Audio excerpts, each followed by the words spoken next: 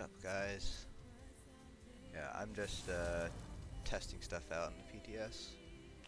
Figured I'd share it with you guys, especially because console players, if you guys don't have a PC account, can't get on the PTS. Yeah, I'm starting off with a DK, and I might move to Nightblades afterwards. I did a bit of testing like early last night. I'm gonna start off with sets. Rotations I don't think are gonna change too much, except potentially with magDKs, because with magDKs, Elfbane might be good because it increases flame damage abilities by 2 seconds, and it does affect Zons. So Zons actually hits pretty damn hard if you have Elfbane going on. So I'll have to see like whether that changes the rotation. It's a little bit funky because everything let me see here. Yeah, Flames of Oblivion isn't affected for some reason, but like Eruption, Blockade, Engulfing, and Burning Embers, those are all affected by Elfbane. I actually don't know if Standard is affected either. Let me see. 19 seconds. Okay, yeah, Standard's affected too by Elfbane.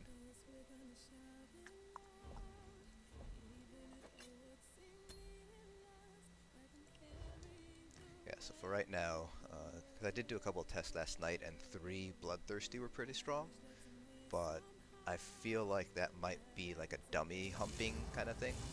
So I'm just seeing if like maybe 2 Bloodthirsty and an infused spell damage glyph might work out better.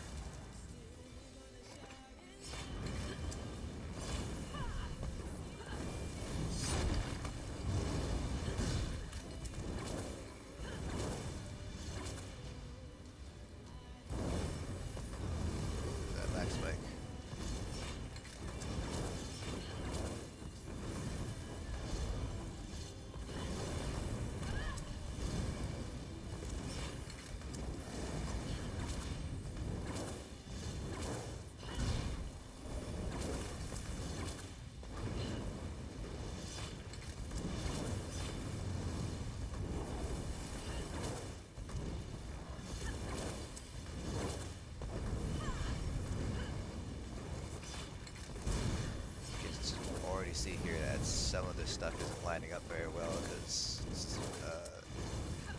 it's not affecting Flames of Oblivion.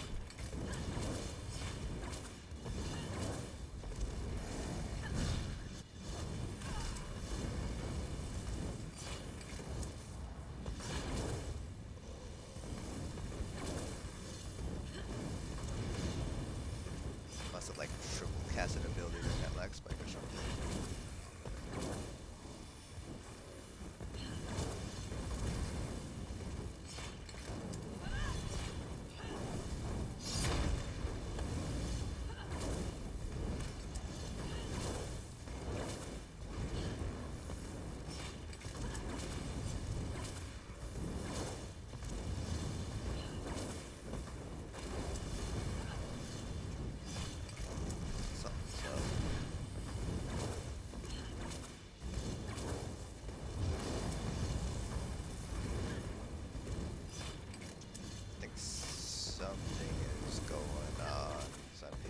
Lower DPS now than I was last night.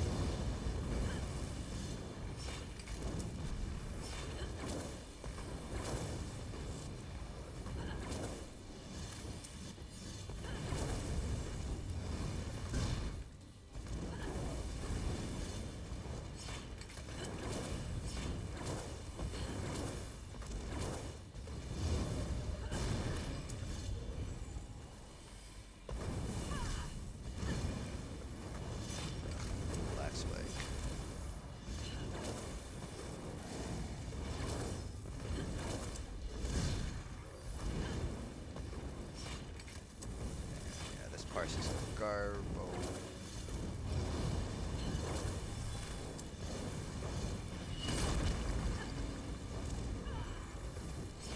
Also feel like I'm missing something with this parse because I definitely hit a lot higher last night.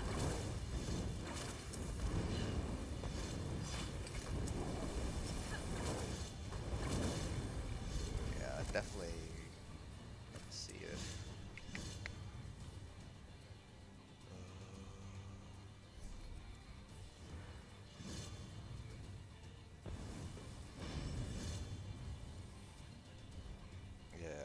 Yeah, something's up. Could have been the lag spikes, but last night, which one is it? Is it this one? Yeah, so this is what I got last night with three times Bloodthirsty, and just using Burning Spellweave and Elfbane. So that's kind of what I'm aiming to beat right now, 41. So I'm not sure what happened there. Like my sustain was a lot worse there. DPS was also a lot worse.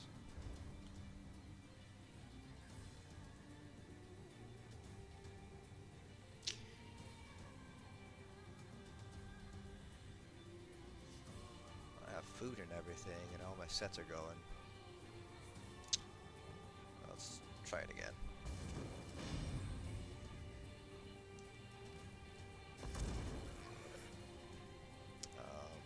But yeah, magDKs right now seem to be doing very well compared to like stamina DPS. I was playing around with the Stam Nightblade last night, and I managed to get up to 40. What did I get? I forgot what I got. I think it was like a 44 and a half, 44.5. And I know a couple of people have managed to get all the way up to like, I want to say like 46, 47 on a magDK. Like people with much better rotations than me.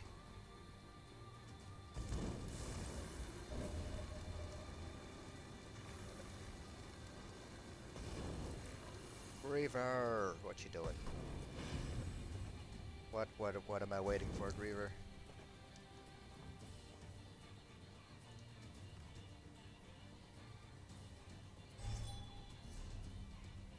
Let's see. Let's try this again. Maybe this time I won't have any lag spikes.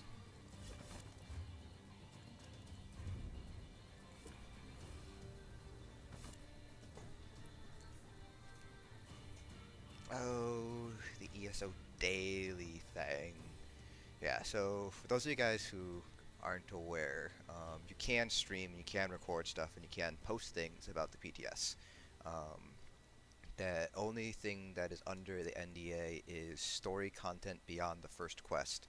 So if you finish the Queen's Decree, you can't stream any of the quests past that. But you can stream stuff like what I'm doing here. You can stream stuff about like DPS tests. You can stream stuff about the Sigil Order skill lines. You can stream the new trial. So basically anything that's not like Summerset quests is fair game. I'm not sure if the Sigil Order quest line is also underneath that NDA. Like I'm not sure if you can talk about it. I'm just going to assume that you can't because it's technically a Summerset exclusive.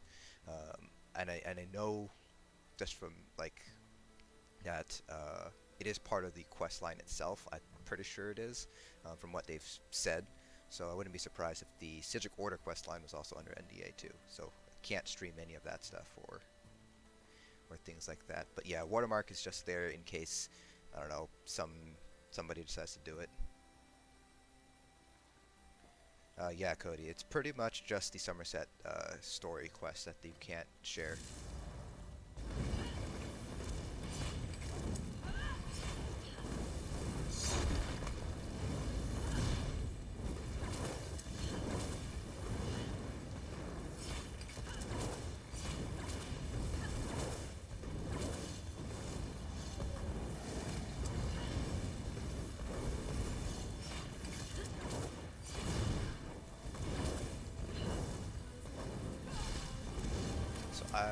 Something's weird happening with the engulfing embers timer on action duration reminder, and I think it's related to the new combustion passive, which I'll show you guys after this parse.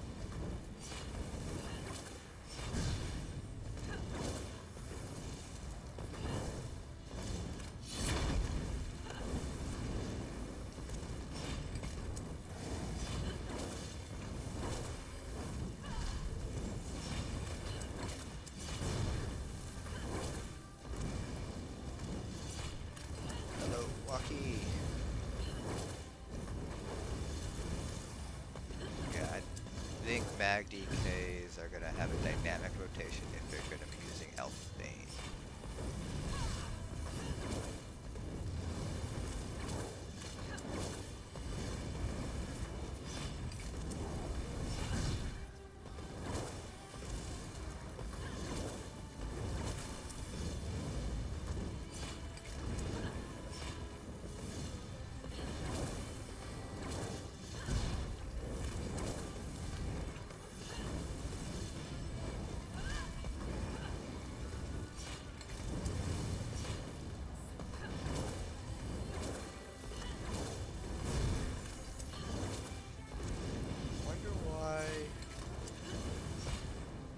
Sustain feels so much worse.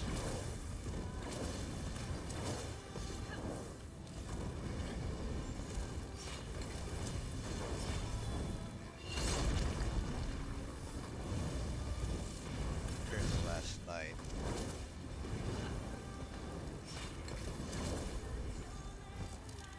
Yeah, my sustain still feels like absolute garbage compared to last night, so I'm just wondering what's going on. All I changed was this jewelry trait.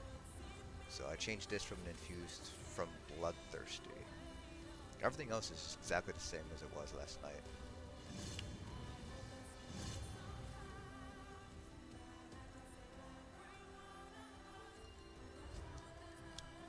Yeah, this, I mean, okay, so if we take a look at the sustain, right here it's about 140 disparity, and I'm using the old comment metric because the new comment metrics won't work. So it's about 140 difference. But if we take a look at what I did last night, I mean it's still about 140, but I did a lot more DPS. So I'm wondering what happened, because this is pretty much the exact same setup as I'm running right now, just with an infused glyph instead of a bloodthirsty glyph. So I'm just wondering. I mean, I don't know what could be happening. But magDK sustain's actually gotten a lot better. Oh, no, I won't say a lot better, but it's gotten better because they did change the combustion passive. They added in that second path there. When you apply burning, you restore 500 magicka. When you apply poison, you restore 500 stamina, and this can occur once every 5 seconds. So this is an effective about 200 additional magicka regen.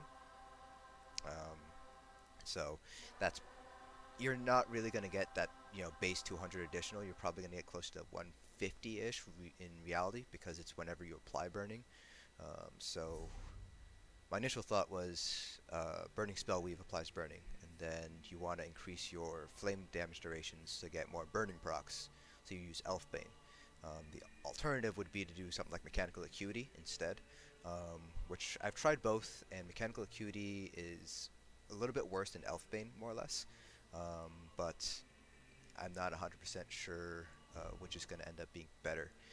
The problem with Elfbane is it only comes in heavy, so you have to do... Oh, I know why. Oh. I know why I parse sucked, because I didn't have 5 light armor. So, oh, that was stupid. That was stupid of me. So I was missing like almost 5k penetration. I was missing a shit ton of light armor passives. But yeah, so with Elfbane, because it only comes in heavy, you're going to have to go 5 light, 2 heavy. So you're missing out on 2% resources. Okay. Fix the problem. So now hopefully I'll be able to hit that 41k that I did last night. Or maybe higher. Yeah. Oh, I feel stupid. But yeah, the advantage of running mechanical acuity over Elfbane would be you get that additional 2% resources. So you can see right now that I'm sitting at about 16.6 health. So with the QD, I'd be sitting closer to like 16.8. Ugh.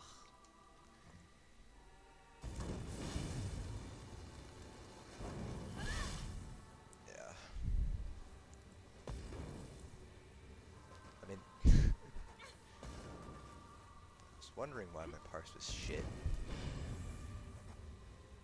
But yeah, we'll see if Bloodthirsty is actually overpowered, because my running theory is, or my running thoughts are, if I can hit about the same DPS with like replacing a Bloodthirsty glyph with an infused glyph, then Bloodthirsty probably isn't super OP. Would there be a huge loss of damage running Julie on 5-piece Burning Spellweed on front? Probably not, because Julie will definitely improve all your spell damage, but if you're doing it on a magDK, I'd probably go with Silks, just because if you take a look at combat metrics, like everything here except for Rearming Trap is fire, so Silks will definitely be better than Julianos. And the advantage of running Silks is because it has a 1-piece health a 2-piece health bonus, you'll be able to run Zon without running a health glyph, so your Magicka will actually be a little bit higher. I think I'll try that at some point as well. Let's reset this dummy.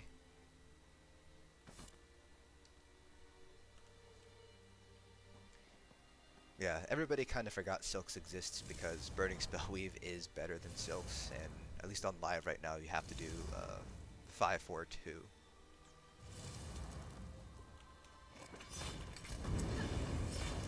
Yeah, the plan is to try out a bunch of different combinations on the magDK, so Silks and Burning Spellweave will probably be next. Probably gonna have to find it on the template crates though.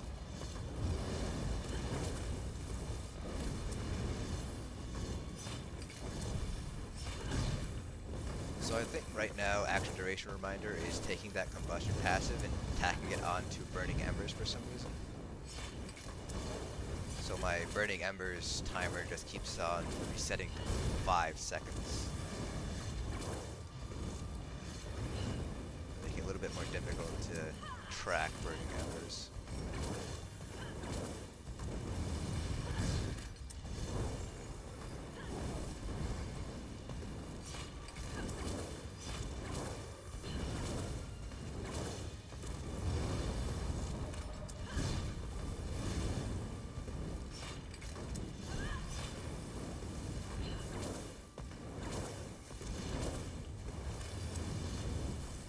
Still see here that sustain is still an issue with magDKs. The combustion changes definitely helped. Like it feels better, but like it's one thing to feel better and it's another to like actually be better, I guess.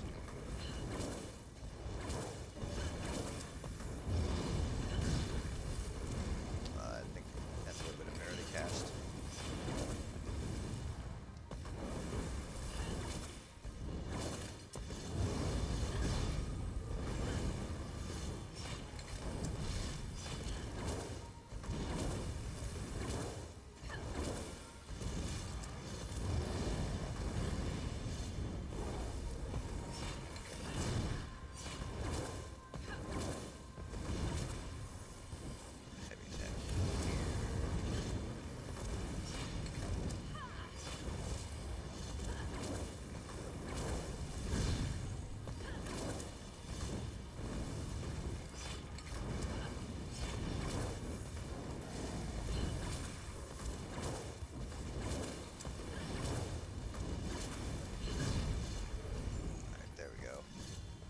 That's the parts I want to see.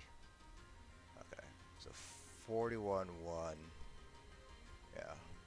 A full light attack test on 3 mil. Yes. 3 mils. You can definitely probably do light attack, like full light attack rotation on a 3 mil on a magDK. Definitely not on a 6 mil though. I think I had. Yeah, I did 2 heavy attacks on that parse. But yeah, this is encouraging. I think this indicates that Bloodthirsty might not be quite as strong, because this is the one that I did last night with 3 Bloodthirsty. So it's about like a 200 difference. Oh, that's not right. Yeah, so it's about a 300 difference. You're running an infused spell damage versus a Bloodthirsty spell damage. And I mean the question now is, of course, does this translate over to like a mag Nightblade, because DKs don't have an execute, right? So Bloodthirst is going to be useful on the DK because it basically turns every single ability into a quasi-execute. But at Magniteblade, they have things like Impale, or magsorcs have Mage's Wrath, which which are executes. So I'm just wondering how that plays out. All right, so let's find silks. Silks of the Sun. Oh my God, Griever! Oh, you guys can't see my chat. Griever's in this house somewhere. Oh, there he is. Oh, at least you're not a lizard. You're just a cat this time. Oh wait, no, that is a lizard. Is that a lizard? Yeah, that's a lizard. Screw you, Griever. Let's see. Where am I? What was I doing? Sun. I want... Okay, so with sun, I can do... Go back to medium heavy this. I'm gonna want... gloves and shoes, and then jewels.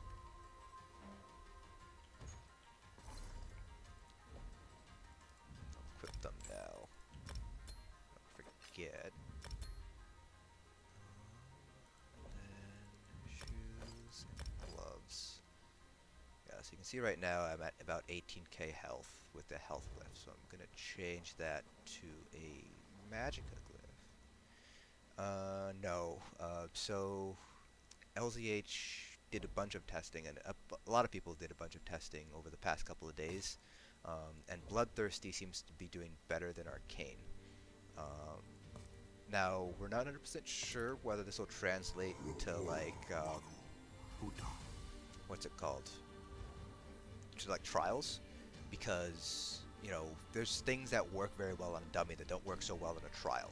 And so the idea behind trading off Arcane for Bloodthirsty is you lose a lot of magicka, first of all. So you're losing about like 3 to 4k magicka if you're going 3 Bloodthirsty. And then the other thing is you are also losing out on the first 75% of the boss, right? You're not getting any more additional damage. You're basically losing the equivalent of that 3k, what would it be, like about 280 additional spell damage for that first like 75% of a boss fight. So on a dummy, it seems like Bloodthirsty is stronger, but in an actual raid, we were not 100% sure because nobody's actually done any of like there's tank and spank fights. Like nobody's done Rocco 2, nobody's done like what's another tank and spank Manti on the PTS yet. I think people will eventually start doing it, but probably not anytime soon. They're probably all over that new trial Cloud Rest. So there is a couple of things with Cloud Rest. I will be streaming that tomorrow. I believe Mayflower's going in tomorrow on Vet, I want to say. So if we have enough people, we'll do that. Jewelry crafting. So I guess I'll quickly go over jewelry crafting now that I'm here on the jewelry crafting station. So this is all like the raw material stuff. So the grains are the basically the raw material for tempers. So you can see here that you have to refine 10 of these grains in order to get 1 chromium, and it's still the standard. 8 chromiums will upgrade a purple jewelry to gold jewelry, and then a dust are all of the actual stuff you need to craft things. And then here you have the trait materials. It also comes in raw stuff. So basically, jewelry crafting, they're making it so you have to grind a lot in order to get the stuff you need to create jewelries, which makes sense because it's the jewelry here is pretty strong. You can see here you can just upgrade straight away, but you can't decon any of the old jewelry.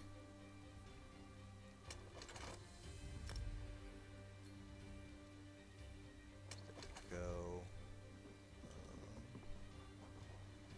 I'll still stick with 2 spell harm, 1 magic regen.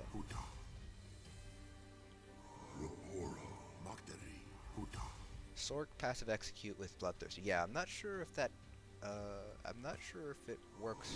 Like, we're not sure how Bloodthirsty works. It could just be like minor berserk and major berserk, where it stacks on top of like major slayer, or not major slayer. Well, yeah, major slayer too, I guess. Like it just is additive onto damage done, or it's multiplicative. We're not 100% sure. We're assuming that it works like major slayer, and minor berserk, where it's just increased the damage done in that part of the calculation there. Let's do magic harm, magic harm. Oh, I got a regen glyph already. Then transmute. Sun. So we'll try out 3 Bloodthirsty first. Oop, nope, not that. Don't want Swift.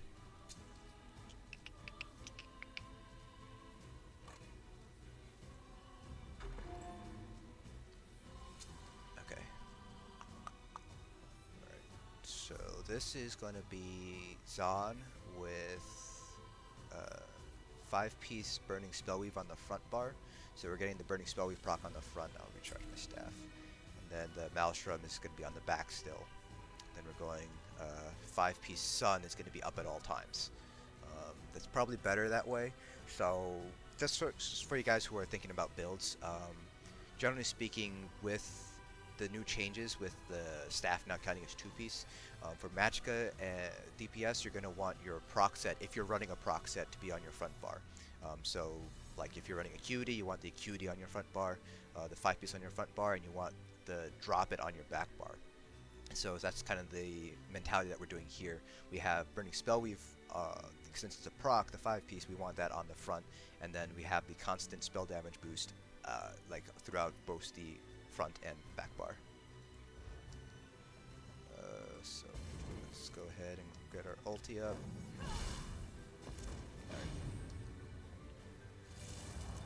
So now let's go ahead and see what this pulls. So the timer to beat, well, the DPS mark to beat is going to be about 41k. So let's go ahead.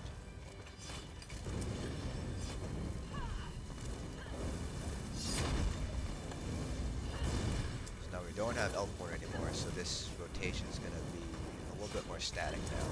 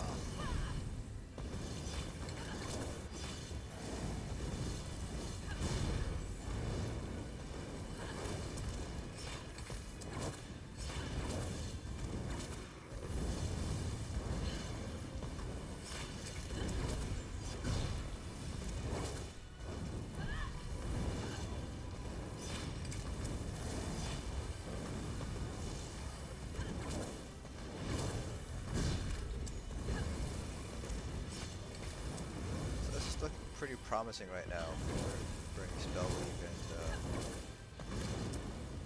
Silks.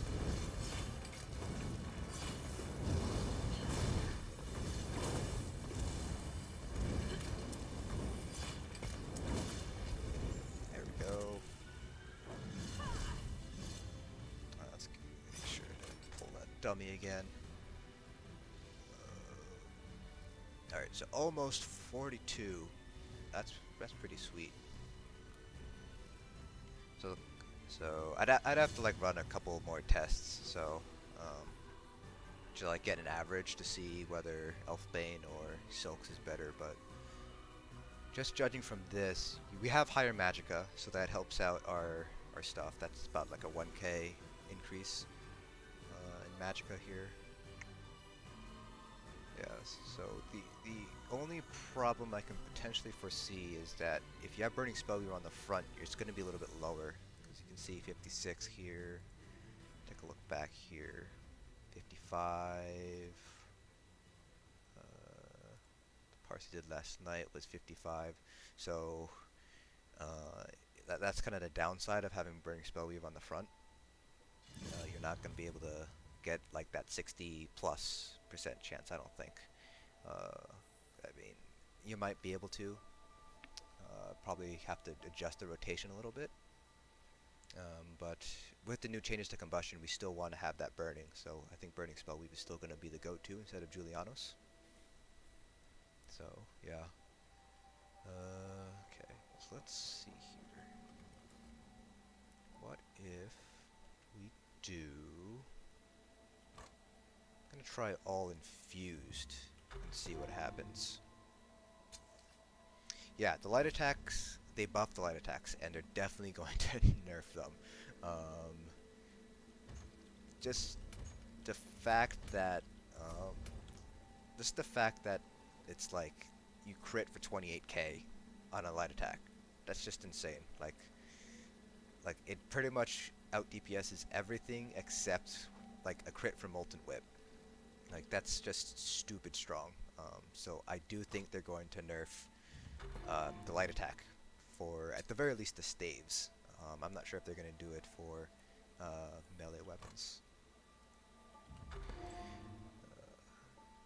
So now hopefully with the infused on the magic regen, I won't have the heavy attacks at all. I did 2 that last parse, and I think 2 is about what I've been averaging across 6 million dummy parses. So hopefully with the infused regen, that'll basically make me be able to sustain a light attack rotation for a 6 million parse.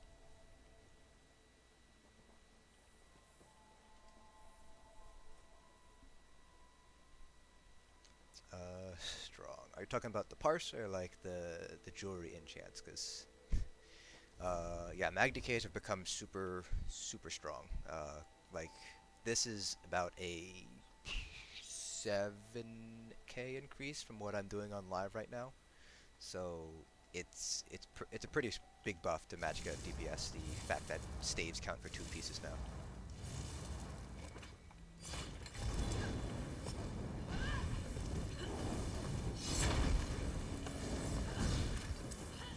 So this is seeing infused with 1 regen glyph. So depending on how we do here, I might change out that regen glyph for a spell damage glyph. Just kind of eat the sustain loss there.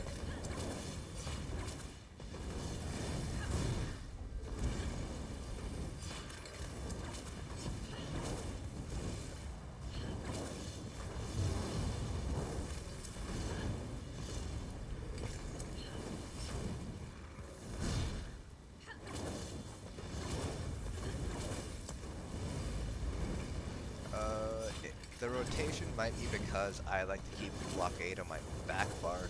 I know some DKs keep blockade on their front bar. So it might just be like the order that I have my skills in. Because for magicka DPS I main magicka Nightblade, so I'm very used to bar swapping like every other skill essentially. So.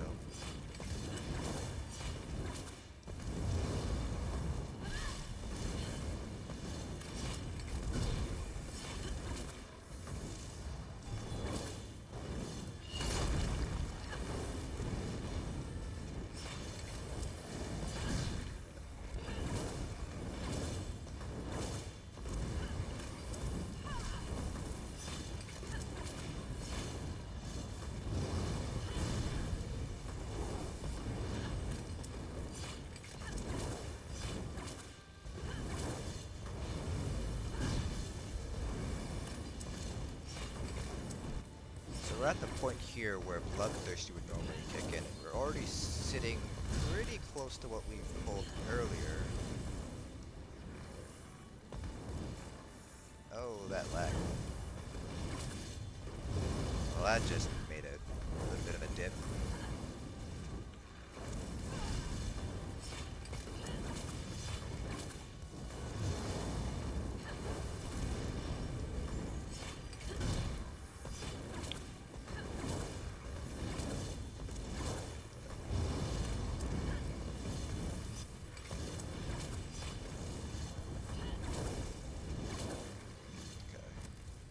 So it looks like, let's see, we did 39-2 that time. That was with 3 infused jewelries, with 2 of my jewelry glyphs being spell damage, 1 being magical regen. So it didn't feel like the regen actually helped that much. Let's see, where are my heavy attacks? Well, it didn't do any heavy attacks. That's one thing. Let's see. Don't they want variety? How is having DKs be best tanks, best stamNB?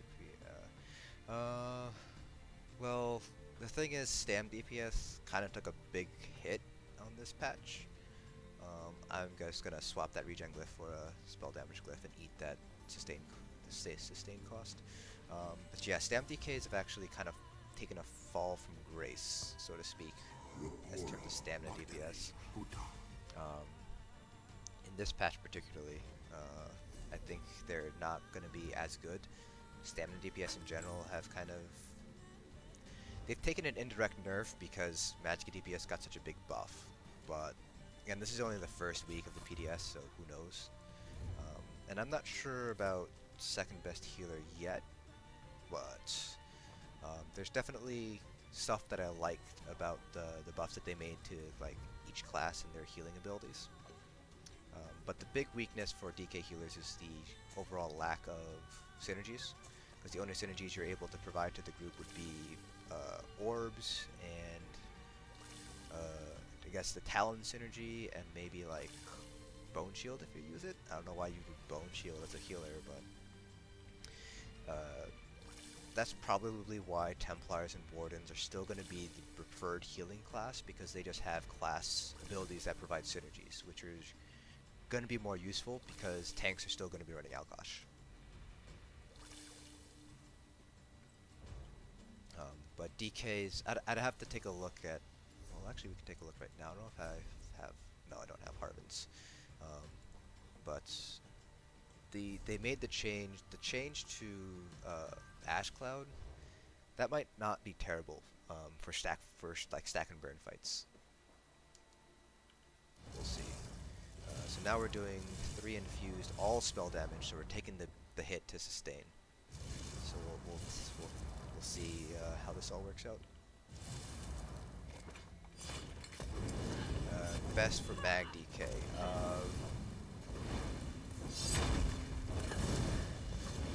The best set that I would recommend you pick up as a magDK would be Burning Spellweave from City of Ash. That's probably going to be the constant across all magDK builds for in Summerset. Even if they like revert a couple of the changes they made, Burning Spellweave is still going to probably be go-to. You're just going to pair Burning Spellweave with something else.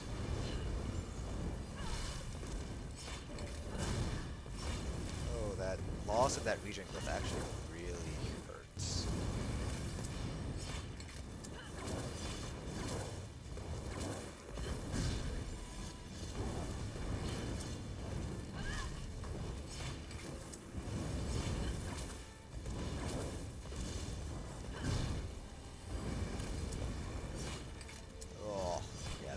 That regen glyph loss hurts.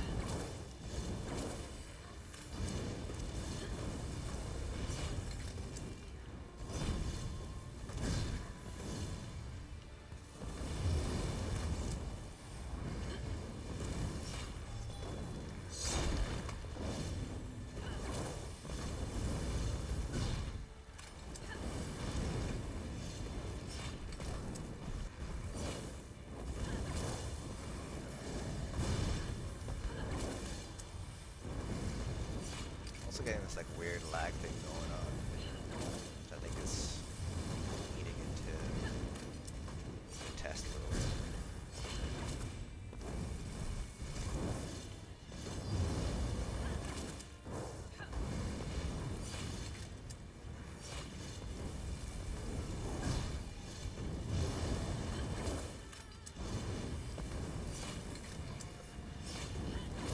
Yeah, there's like this weird delay going on with my bar swaps, it seems.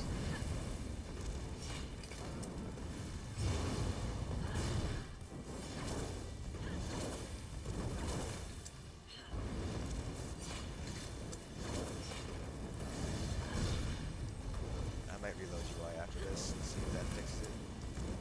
Then redo this test. Yeah, there's something weird going on. My ping is not bad either.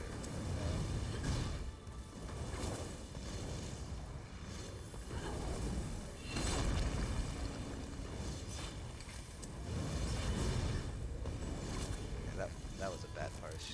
Just wondering. Yeah, that was 35. I did a lot of heavy attacks. I did 5. That's quite a bunch of heavies. So yeah, you can see here I'm having that bar swap delay. I think that was eating into it. Let me do a quick reload UI.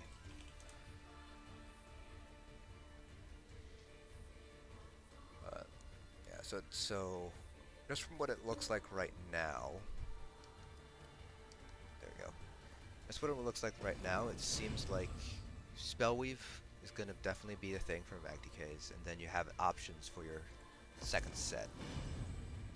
Elfbane is not a bad choice. Silks is a good choice as well.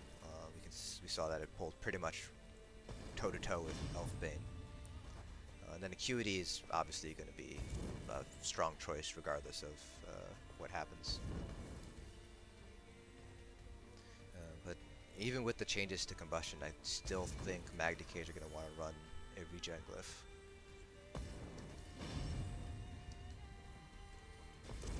It's just...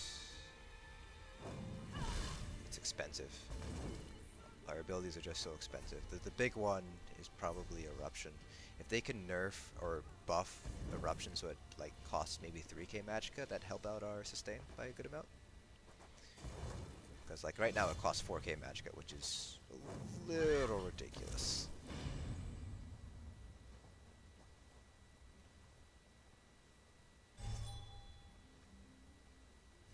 Yeah. Like if they can make the cost of Eruption about like maybe a little bit more expensive than Blockade, that'd probably end up evening out. Because if you take a look at like how much DPS each of them, oh, I reloaded UI, rip. But yeah, if we take a look at how much DPS they both pull, it's kind of like Eruption's pulling that much. So why is it so much more expensive than Blockade? Doesn't make sense to me. Acuity, Elfbane, and Grothar.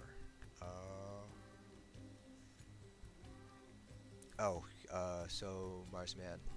So I have not shown the Sigil Order skill line yet, and that's because for this, I think it's just for this week that they're making us all basically work for the Sigil Order skill line. So we have to like actually go through the quest line and actually level it up manually, so that way we can like test for bugs and other weird things that might happen as we're leveling it.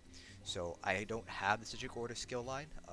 If you want to look up LZH, LZH has a video with I think Elemental Weapon, which is probably the more interesting ability right now for magicka DPS. Basically, it could potentially be the new spammable, like for every single magicka DPS essentially. So if you want to look up LZH, just the letters L, Z, and H, he has a video. And then Acuity, Elfbane, and Grothar. I think that'll work fine. Grothar is definitely weaker than Zon though, because if you take a look at that parse here, Zon pulls like 4.5k DPS. This is with Elfbane, so we are getting like an additional like 2 procs out of Zon. But Grothar I don't think is gonna pull quite as high, but I can certainly test it out today. Is it really that much considering how long it lasts? How long? Like, what do you mean by that, Damien? Like, is there a specific thing you're wondering about? Like, how long what lasts? Are you talking about, like, the parse, or...?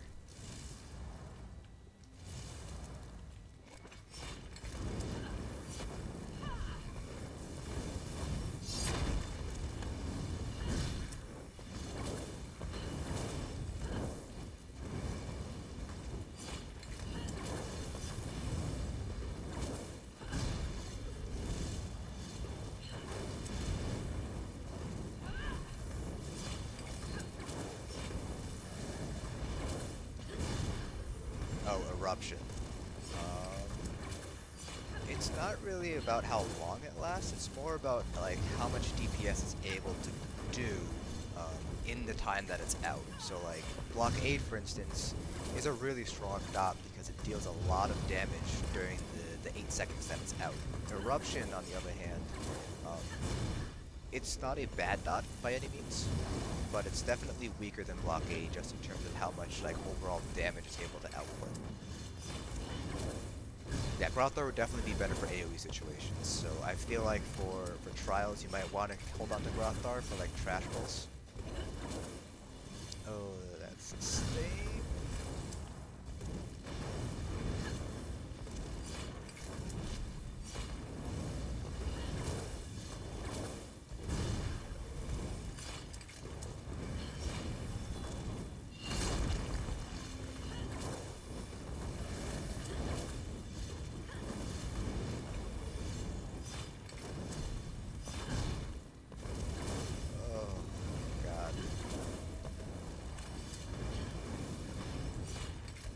That sustain glyph is actually really hurting DPS.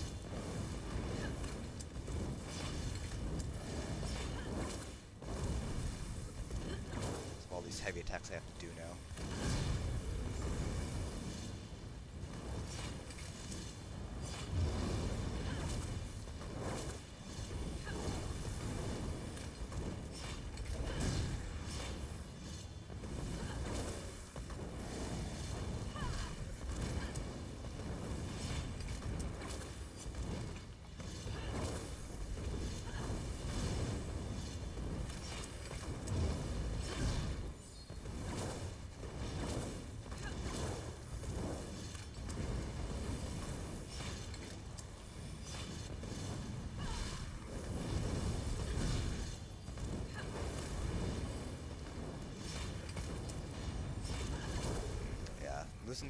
Losing that regen glyph actually made a pretty big difference in our sustain. Actually, not that bad, but again, the heavy attacks. How many heavy attacks? 5 heavy attacks, and we pulled 37.6. So I do think you're probably gonna still want to do 1 regen glyph. Had to reload UI, so I've lost the previous parses, but I think with the infused regen, I think we were pulling like 39 something. So don't underestimate the power of regen. The more regen you have, sometimes that can make up for a loss in a spell damage glyph, just because you don't have to heavy attack, and heavy attacks are generally going to be a DPS loss because they're not quite as strong, even after the buff to staff attacks. What was I going to try out for you guys? Acuity, Elfbane, and Grothar. That's right. So again, the one thing with running Elfbane is, of course, we have to do 5-2 instead. Let's see. I'll just keep this because it seems like Infused and Bloodthirst you're pretty much pulling toe to toe here, so I don't think there's much reason to change anything like that. So now we need to do light and light, and I think. Yeah, I'm gonna have to make acuity stuff. Just gotta craft a Inferno glyph.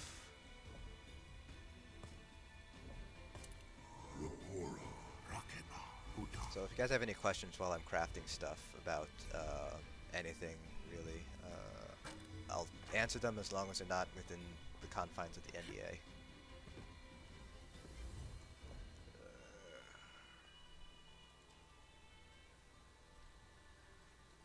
just gonna go all the way back here. The other thing that I might be interested in trying out is gonna be how well Infuse does against Divines now that light attacks and heavy attacks scale off of resources better.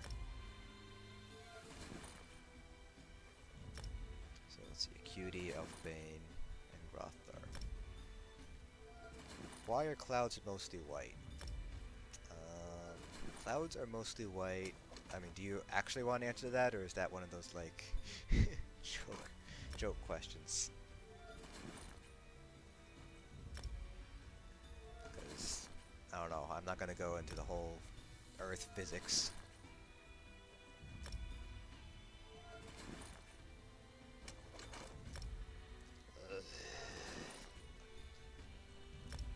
Upgrading stuff is a pain. I can't tell if you're being sarcastic or not, Griever. Jesus. Goddamn lizards.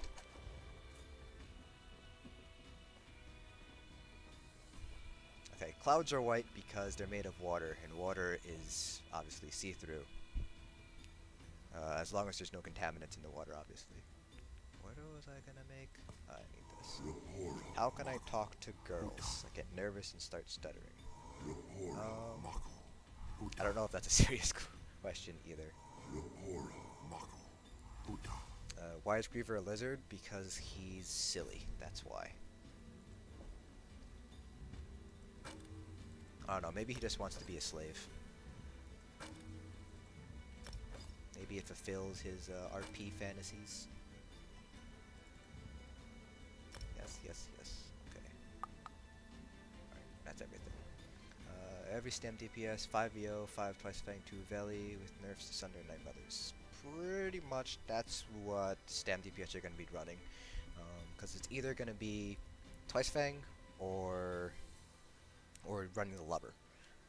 And I can see some instances where running the Lever might be useful, like for example on a Stam Nightblade or a Stamina Templar. If you want to run War Machine and you want to keep Flawless Dawnbreaker on your front bar, you might want to do Lover then, so that way you don't have to use Twice Fang or War Machine weapons, I should say, and completely change up where your ultimates are. I don't think it's going to make that big of a deal, but I don't know. I don't really play Stamplar too much, but I know for a Nightblade I'd rather keep my Flawless on my front bar. Stam Warden or Stam Nightblade PvE DPS for Summerset. I actually haven't been able to test out Stam Warden yet. I have tried out Stamblade, and Stamblade's pulling about 45k of what I pulled last night. That was kind of like a very cursory test, like it wasn't like, you know, super intensive. I don't know what other people are able to pull with Stamblades, because there hasn't actually been a lot of testing with Stam, at least from the Discords I'm in. It's mostly been like magDKs and magniteblades. What set would you run with War Machine for Stamblade with nerfs to Night Mother's Gaze? I would probably run Hundings or Acuity if you're running War Machine. If you're not going to be using Night Mother's Gaze, that's what I would probably stick to, Hundings or Acuity. If you're having trouble sustaining, you can go with VO if you'd like, but the problem with running VO and War Machine is you doubling up on the Minor Slayer, which is pretty much going to be a waste of that 3-piece effect. Plus Stamblades, you shouldn't need to run VO for sustain, so I would just stick with Acuity or Hundings.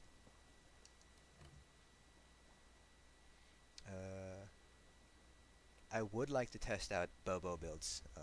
I think that they're going to be interesting now that bows count as two-piece for set stuff.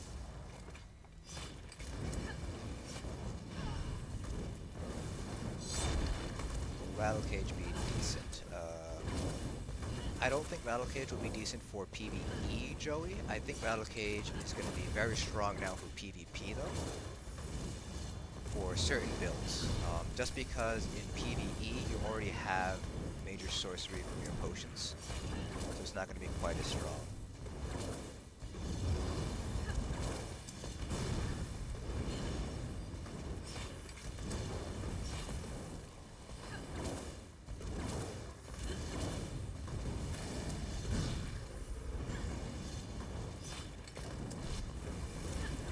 I did not try Dancer running Spellweave, mainly because it involves dragging another person to throw me orbs or something.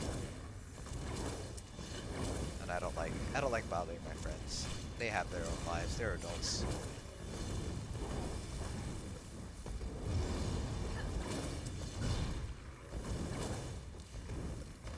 Oh no, not my sustain. Balls.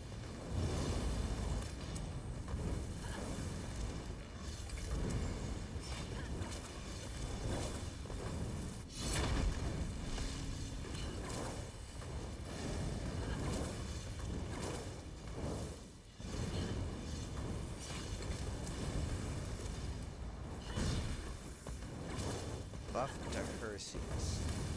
Was there a buff to Herseeds? I didn't see it on the patch notes. I can take a look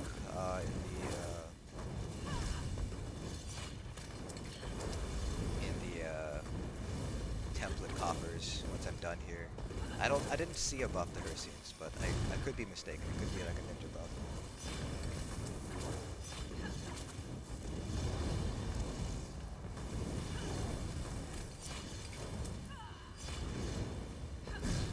Oh shoot, I was supposed to use Crossfire, not Zogs. Oops. My apologies, I'll redo the test, but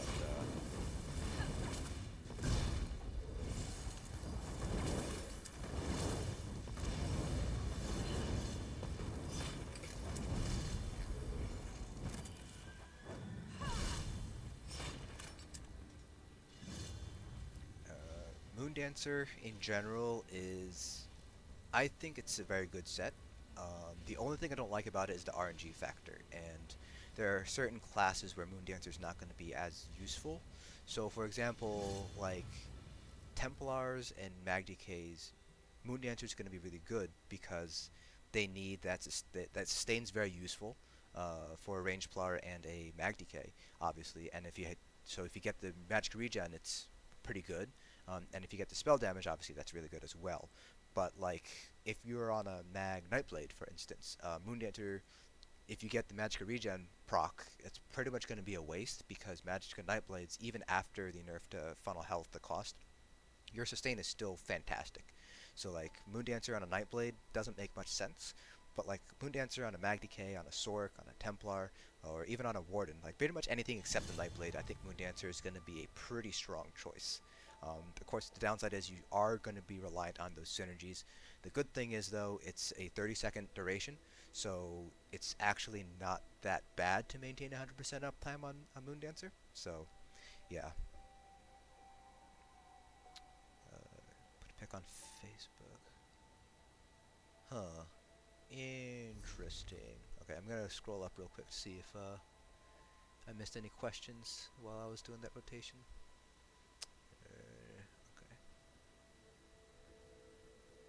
Okay, it doesn't look like it did. Alright, so I'll take a look at Herseens right now. It is a medium dungeon set. Herseen. Oh! Oh! Oh! They did change it. Ninja buff. Interesting. So now Herseens is pretty much like the stamina version of Worm. That's...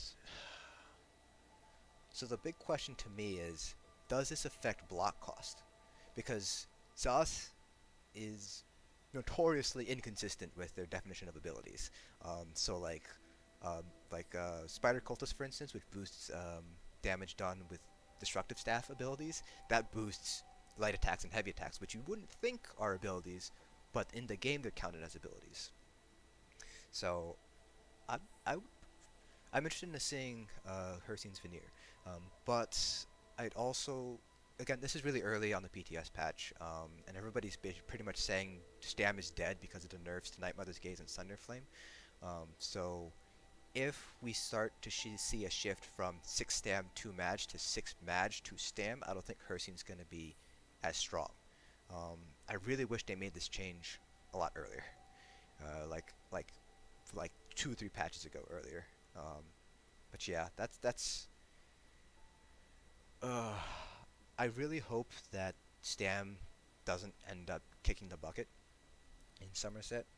There's still like 4 weeks left of patches, so you never know. But right now, it seems like only Stam Nightblades are able to compete with Mag Nightblades and Mag DKs in terms of melee spots. I do think we'll be seeing more DK healers, Joey. I'm not sure if that's going to be a good thing or not. I know there have been DK healers that have cleared like Vet Maw and stuff like that, but you also have to remember the people who are doing that are generally going to be the people who have already cleared it on a Templar, who've already cleared it on a Warden. You know, they already know the mechanics. So if you're just learning how to do Vet Maw, like basically like if you're progressing through Vet Maw, I still think Templar is going to be the way to go. But once you're comfortable with it, I mean, sure, by all means, you can go ahead and run a DK healer through it. You know, you just have to realize you gotta talk with the other 11 people in your group and basically make sure that they know you're running a DK healer and that they're okay with running a DK healer instead of a Templar healer. That's something that I think a lot of people kind of forget about. The fact that, you know, you're also not just thinking about yourself, you also have to think about, you know, the 11 other people that you're running with. So I need to do a health glyph on this.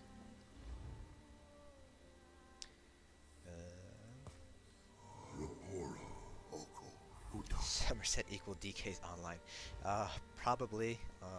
Somebody kind of made a joke, kind of tongue-in-cheek, that that basically it'll be like four mag DKs, 2 mag Nightblades, and 2 stam Nightblades in raids. But who knows? But yeah, mag DK's got a really nice buff here this patch. So now I'm actually wearing Rothgar, so I'm actually doing the Acuity Elfbane Rothgar for you guys.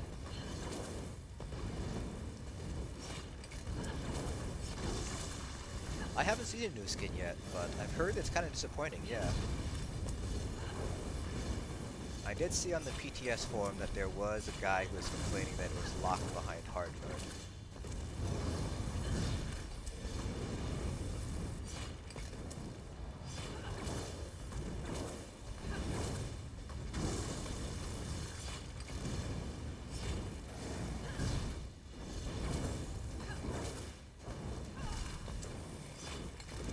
I am overcasting my blockade a fair amount.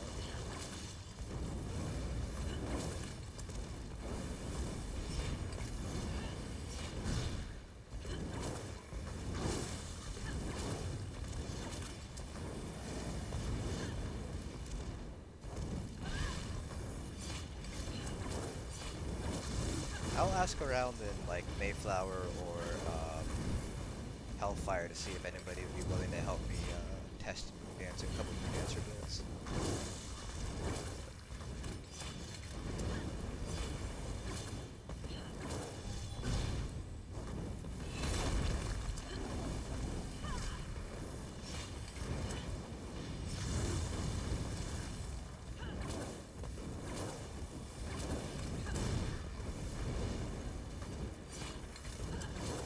Thank you, Shameless Crew, for all of the support.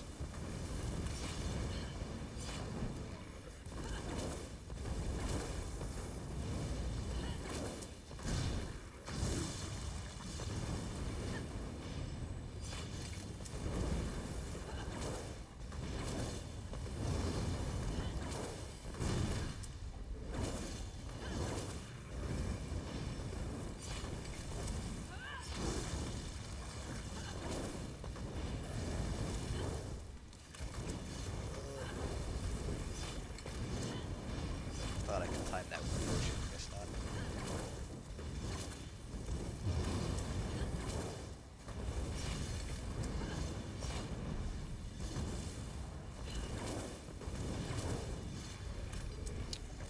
There we go.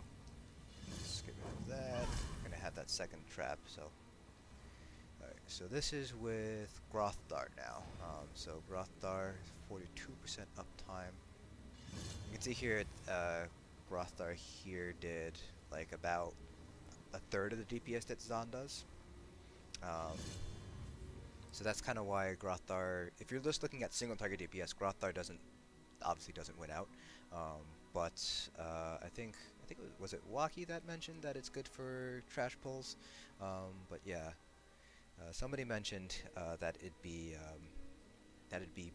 pretty good for trash pulls. And actually, I think Elfbane actually affects the duration of Grothar because it's 5 seconds.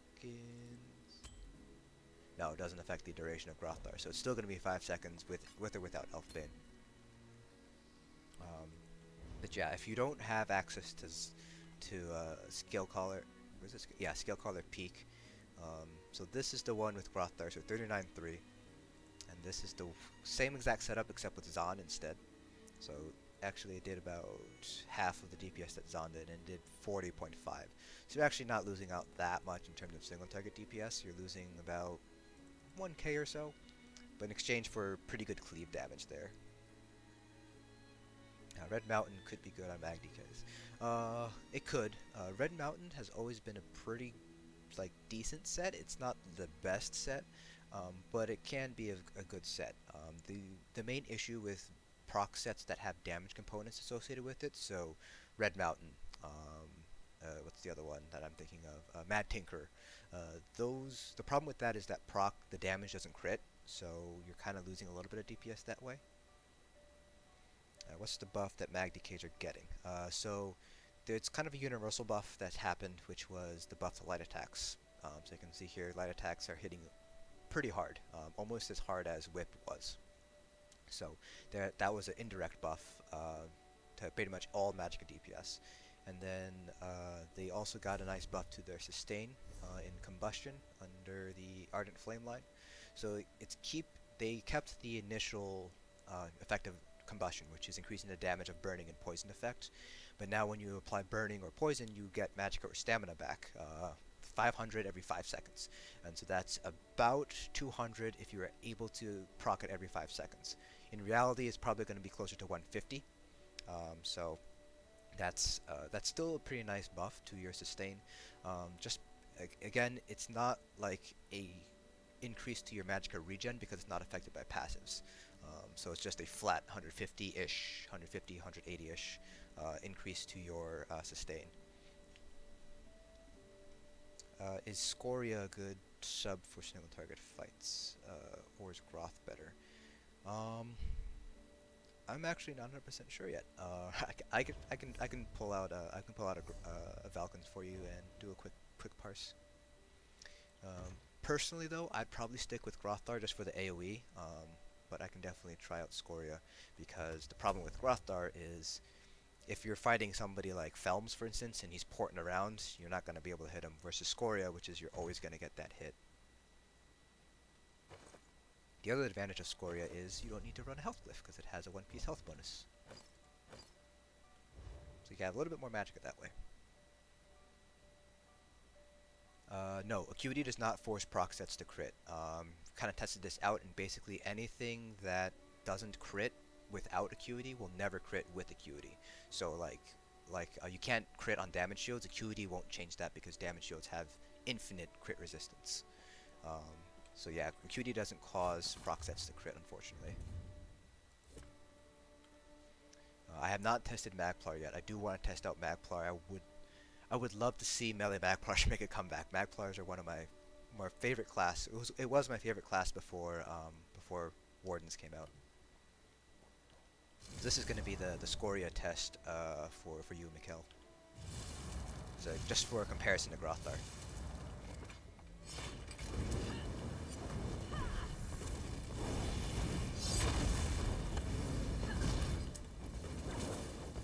The good thing with running Scoria on a magDK is that pretty much everything is going to be a dot, so you have a lot of times, opportunities for it to proc, a lot of ticks.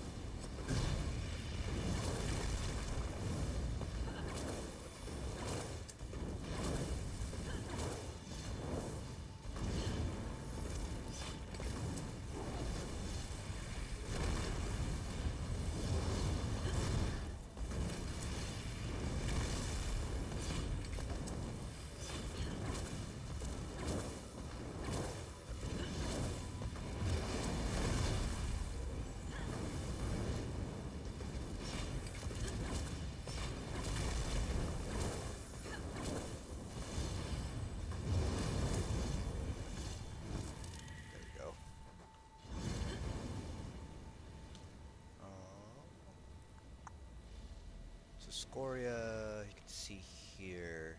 Does Scoria have 2 hits on here? No.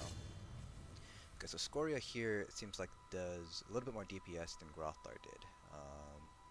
So it did pull higher than Grothar. This is the Grothar parse here, and I'm just gonna quickly look through it to see if there's anything that could explain the discrepancy besides Grothar and Scoria. Let's see. I'm using Molten Whip. Because of the changes to off balance, Flame Lash isn't quite as strong. Molten Whip, on the other hand, will buff Eruption while you're on your back bar, Burning Embers, and Engulfing Flames. They typically don't make up that much DPS, so you can see here, Eruptions here, Burning Embers, Engulfing. But when you combine them together, it does make a difference there. So let's see here. 132 over 153 compared to... I'm just going to do the light attack ratio here, because it could be that I did better light weaving on this parse. 148, so that's 0.85. 132, doesn't seem like I did better weaving this parse. Yeah, they're both about 0.85 light weave ratio. Heavy attacks get a buff. Yes, heavy attacks did get a buff, but since you're not heavy attacking as often, it's not going to be quite as noticeable on a parse. Let's see. Whips. Oh, let's take a look at crits. Let's see. So 58% damage was crits. That's why. Okay. So the disparity here is because potentially, not entirely, but it might be because we had 5% more crits compared to the Grothar parse. But it does seem like, to answer your question, Mikkel, it does seem like Scoria is a pretty good option for Grothar instead. So it seems like if you don't have access to Zon, you can go with Scoria or Grothar. Scoria is going to be better for single target, I think, because you know, it's a guaranteed hit on the enemy, versus Grothar, where, you know, if the enemy ports out, then it's going to be completely out of the Grothar proc, and that's pretty much wasting your proc. So you can use either of them. I mean, Vaults of Madness is pretty easy compared to City of Ash 2, so I would stick with Grothar first, and then go with Scoria if you have Scoria. But eventually, at some point, you're going to want to probably try to pick up Zon, just because it's about like 1.5k better than both of them. Yeah, I mean, Flame Lash isn't necessarily bad. I've tried both, and I think Fear Turbo has also tried both, and the conclusion is they're both about the same. It's just Flame Lash is a little bit more reliant on making sure you have good off-balance uptime versus Whip. So Whip is going to be generally a little bit worse for sustain compared to Lash. What do I think about Elegance with the buff to light attacks? Oh god. If they don't nerf the way light attacks work, which I think they will definitely have to nerf it, but like, even if they nerf it by like 33%, I can see like a heavy attack Sorc build potentially, with like Elegant and Netch being pretty strong. Probably not like best in slot, but it'll definitely be enough to get you through like probably VMAW, the DPS checks there. Elfbane and Zon on a Magflar. I'm not 100% sure, so the reason why Elfbane is really good on a magDK is it pretty much boosts all of your abilities except for Flames of Oblivion and Rearming Trap. So all of your dots increase in duration, including standard. So you don't have to cast them as often, which helps conserve your magic a little bit more.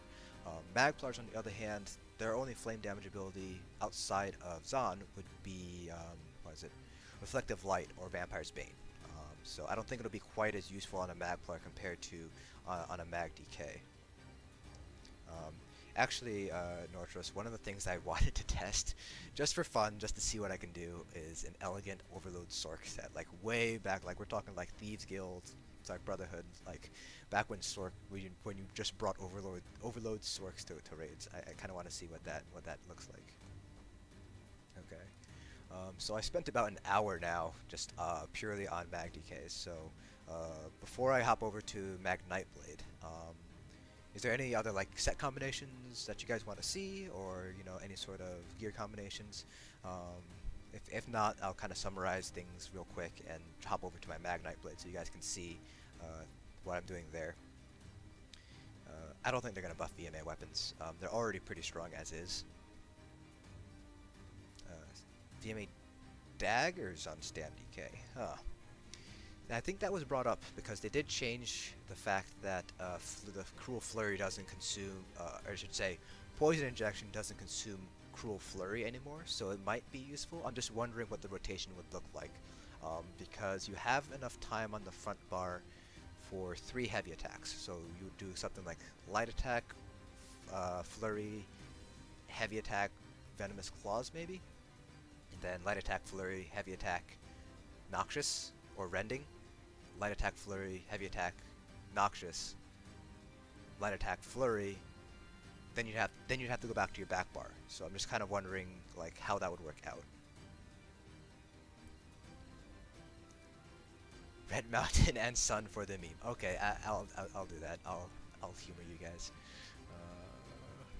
I think Red Mountain is a medium armor set, right? So I might have to do some transmuting here.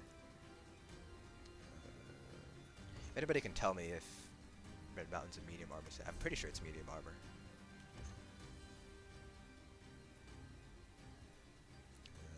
Yeah, Red Mountain. Here it is.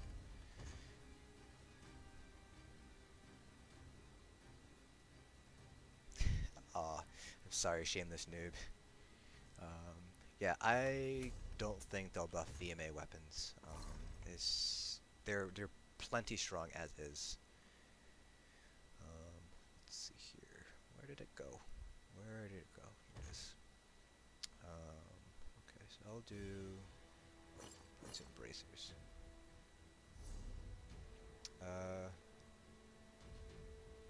I'm gonna do a magsorc parse. If I get time, I will try to do a magsorc parse. That might be tomorrow potentially. Maybe Friday. I'm not sure. The idea here, like the idea behind the stream, was to kind of give you guys an idea of kind of like what's happening with like all the testing and stuff. Oh, this is not good. Yeah, so we're gonna come into the same problem with Red Mountain as we are with Elfbane, in that unless... Actually no, I lied. I'm stupid. I need to get the weapons from Red Mountain. So I can just use the Inferno Staff and have that on the front bar proc. So the big problem with Red Mountain would probably be the fact that the 2, 3, and 4 piece effects are just complete garbage for mags.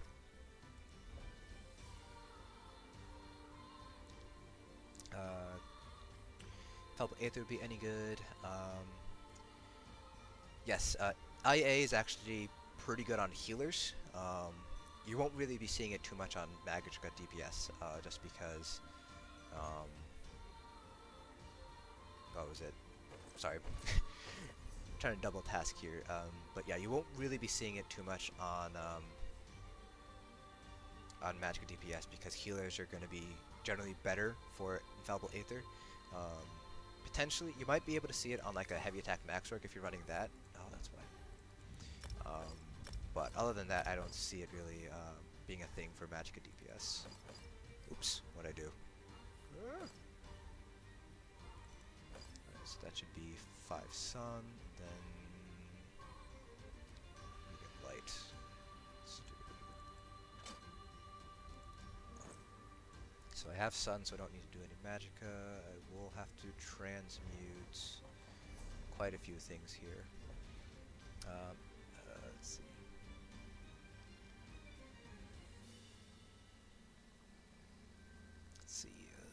Yes, so Caden, these streams will be on my channel. So YouTube basically automatically saves all these streams and posts them. And then what I do is I put them onto the streams archive playlist and just put like end cards and things like that on it. So this entire stream will be uploaded. So if you guys do need to like go eat dinner or do homework or something, this will still be up. So don't worry too much about that.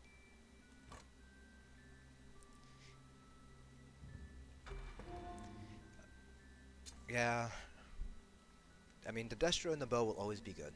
They'll definitely always be very good. But yes, the gap has closed a little bit between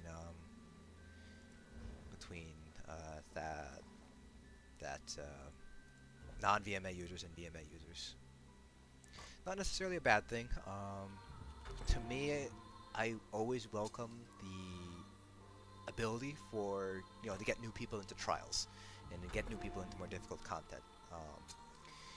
But you know, it is kind of a bummer that VMA is not quite as strong as it used to be.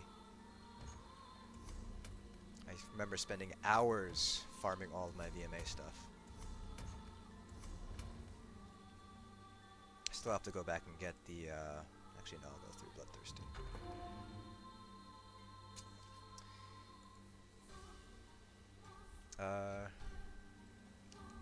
I can try Black Mamba, depends on how much, like how complex the math is. If they can't be VMA, I don't think they'll be anyway. Yeah, that's a very good point, Damien. I always try to tell people it's not the gear, it's always the rotation. Rotation is easily like 70% of your DPS. Like if you have a good rotation with crafted sets, you can easily hit 30k on like a stam DPS. You can hit like 25k on a magic DPS. And yeah, so you do have a point there, Damien. Mick, will the current setups for non-pet stay the same from what you've tested?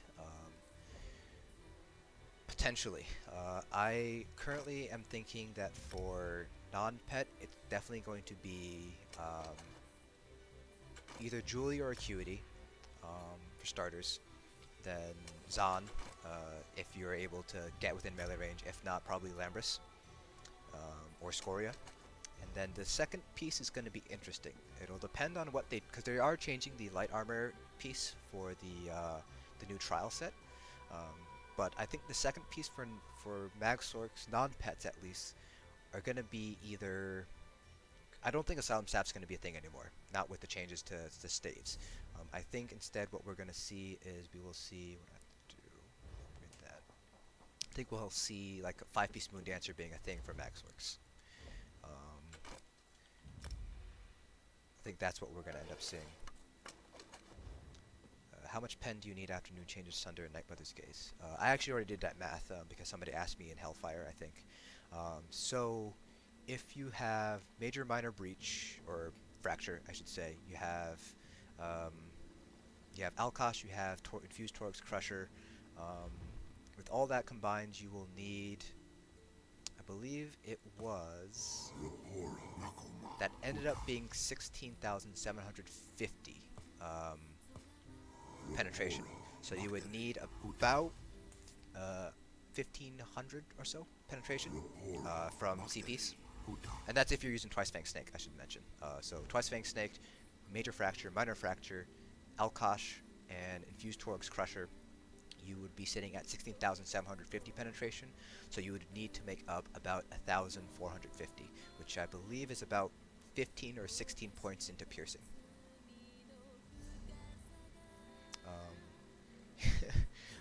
I'm sorry to be the bearer of bad news, skateboarder.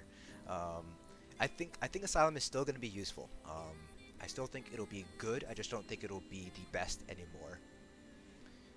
So let's see. Let's do Spell Harm. I'm sorry it's taking so long.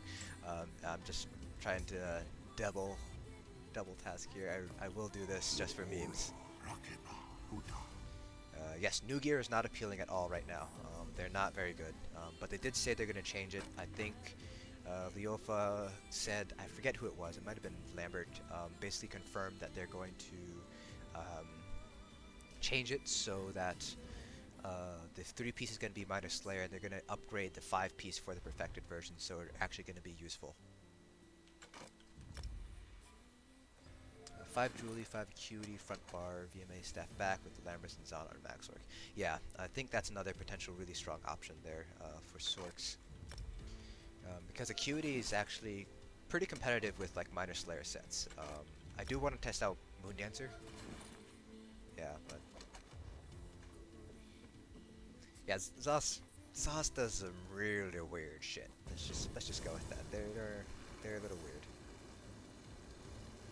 See if I missed anything while I'm waiting for that thing. Tested Mag Warden. Ah, yes, because Style Anima tested out Mag Warden too.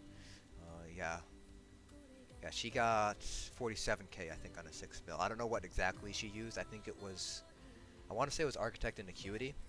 I'm not sure if you use Zon, but you got 47. So Mag Wardens, like I said, the light attack buff to magDK DPS is a buff across the board for everybody. Let's see. Alright, so this is for you guys. The meme. Red Mountain, Zon, and Silks of the Sun. Just for the memes.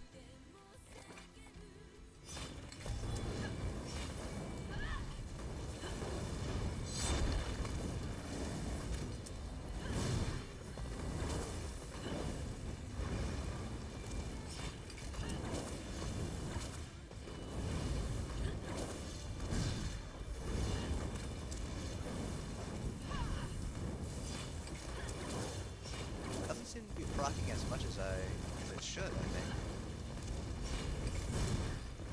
There we go, we got 2 procs in a row.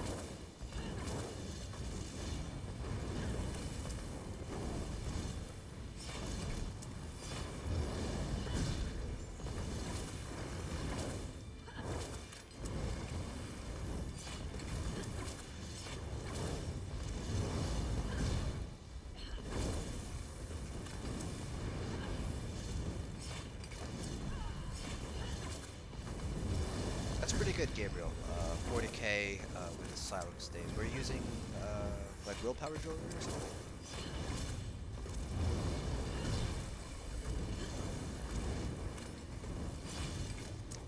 Yes, Red Mountain does proc off of weapon abilities, but magDKs have a lot of weapon abilities that are dots.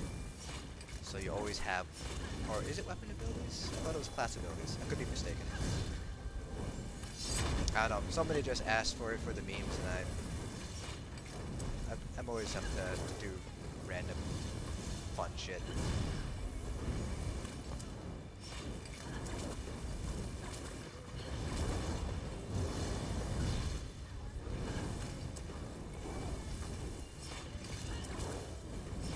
Okay. So was that sword? Okay, so.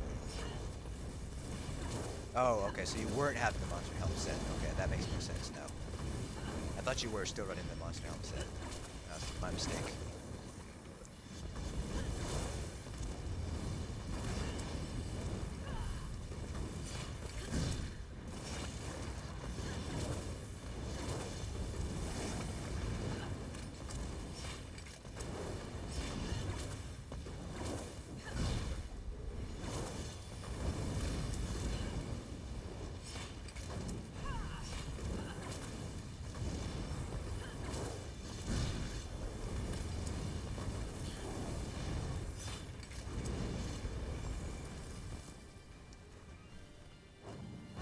So whoever asked for the Silks of the Sun Red Mountain meme, here it is, 38k. Proc itself, like, it's around 1.1k. Got 13 procs out, it seems. So, yeah. If you want to use it, you can. 38k, you know, self-buffed on a 6 mil. That's plenty for VMAW. Tell you that right now. It's plenty for VMAW, plenty for VOff. You'll be able to do it. Okay, so let's go over to magNB Blade. You'll be able to see the absolute ridiculousness that is the magNB Blade. I was playing around with it last night, and it's just insane. That's that one.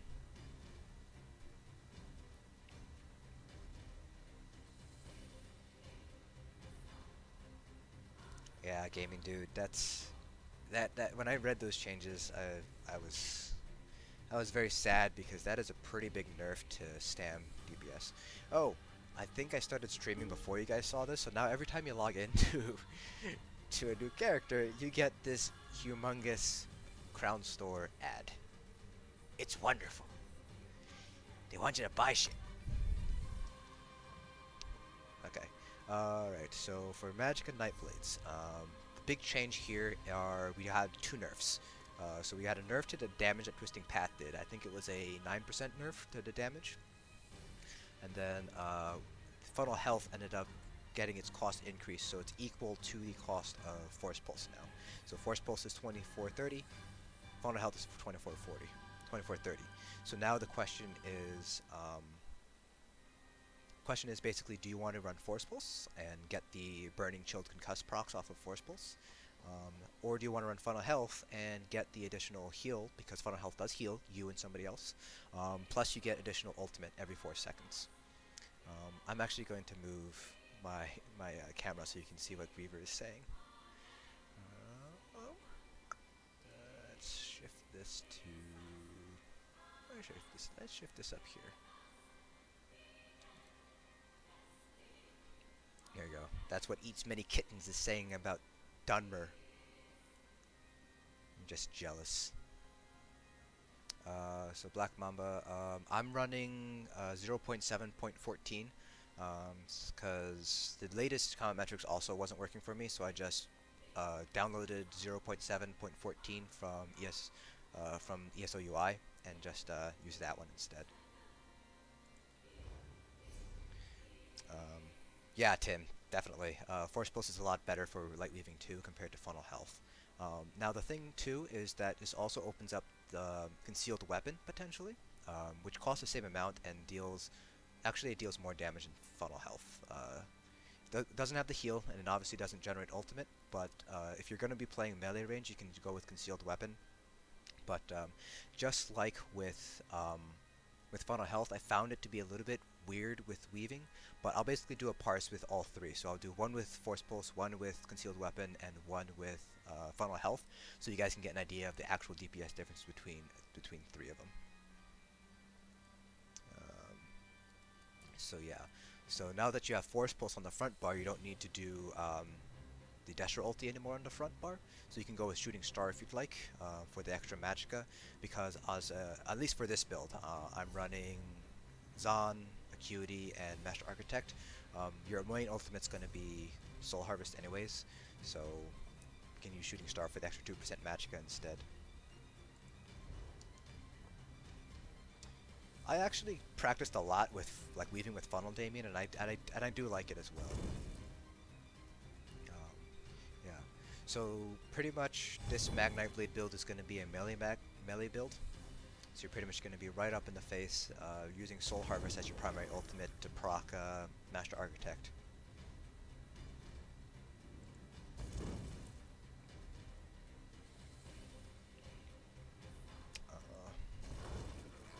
NMG and Sunder even used in PvP. As far as I know, I don't think they were used in PvP. At least I know Sunder definitely wasn't.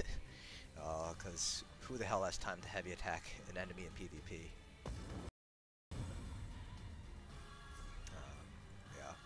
So for right now, I'll just start things off by doing one with Force Pulse, and then I'll do Concealed Weapon, and then Funnel Health, with the exact same setups across the board. So it'll be 2-piece Zahn, Acuity with the Acuity Inferno front bar, and then Architect, have 3 Bloodthirsty with spell damage glyphs. I'm running the Apprentice here.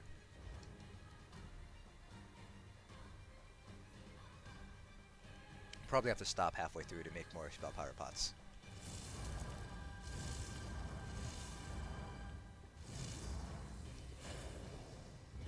Oh, hold on.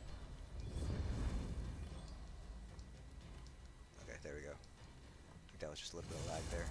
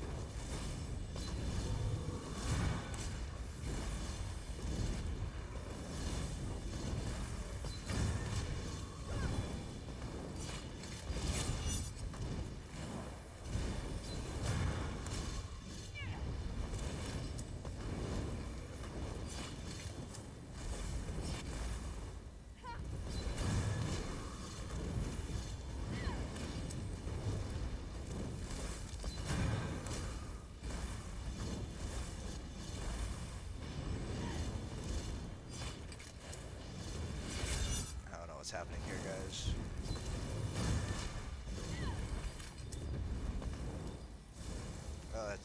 That's just like a shit ton of lag happening. I'm just gonna restart the parse, cause yeah.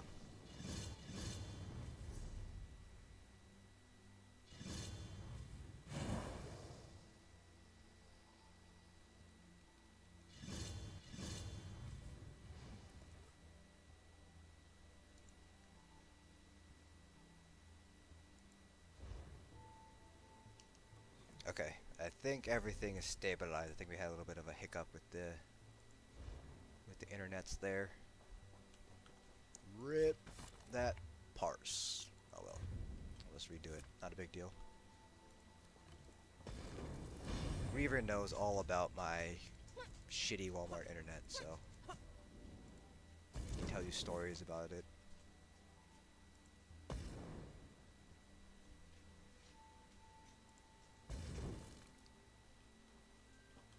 Oh, Ritz. I finished all mine today, Griever, so suck it.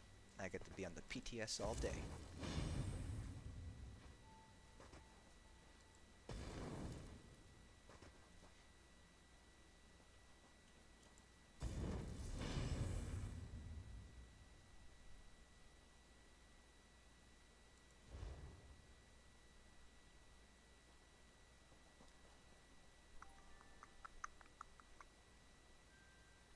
Yeah, honestly, I was expecting a nerf for Acuity. Like, I was surprised that I didn't see a nerf for Acuity in patch notes at all. But it's still, they haven't changed it. It's still 50% chance. It's a 5-second proc, and it's every 18 seconds. So I was seriously expecting them to like nerf it to either reduce the chance or increase the cooldown.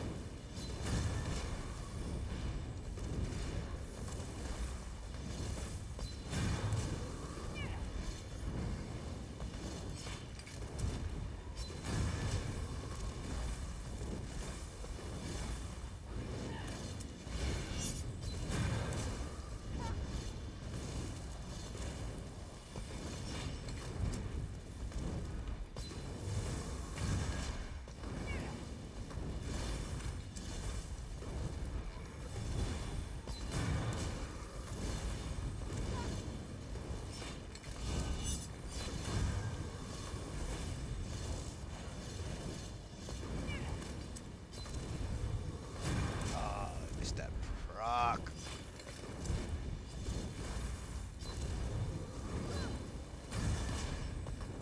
I've been a little bit fast with these procs, it seems.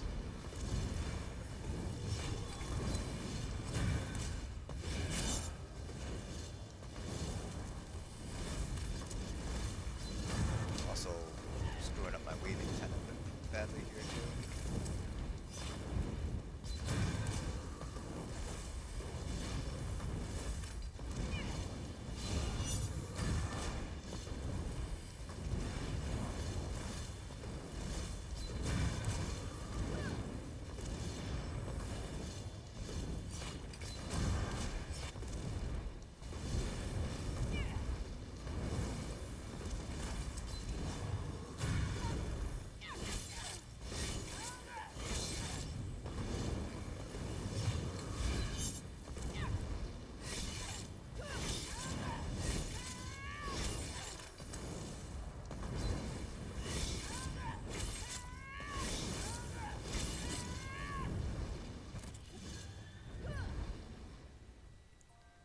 So this is Force Pulse, so 43-3.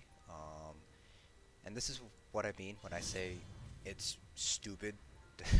Well, not stupid, but it's silly how much you're buffing it, because I got a 35k crit on a light attack. Like, that's ridiculous. Like it's stronger than pretty much everything except like my ultimate, my execute, and like my assassin's will. Alright, so what did I miss in the chat?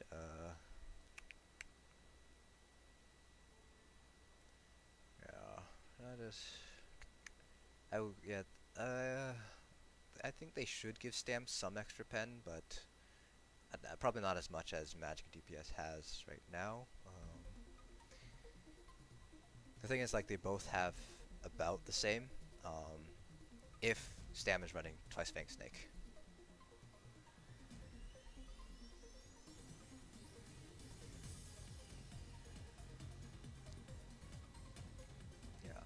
So Acuity procs. The thing is, you have to like coordinate your rotation. That's right, and so it's kind of there is a bit of a learning curve when it comes to using Acuity and using it well. Anybody can use it and use it effectively. It's about using it really, really well. Alright, so that was Force Pulse. So now let's do Concealed Weapon. So now if you now if you are going to be using Concealed Weapon or Funnel Health, then you will have to swap this out for Desperate Staff ulti in order to maintain that Ancient Knowledge passive.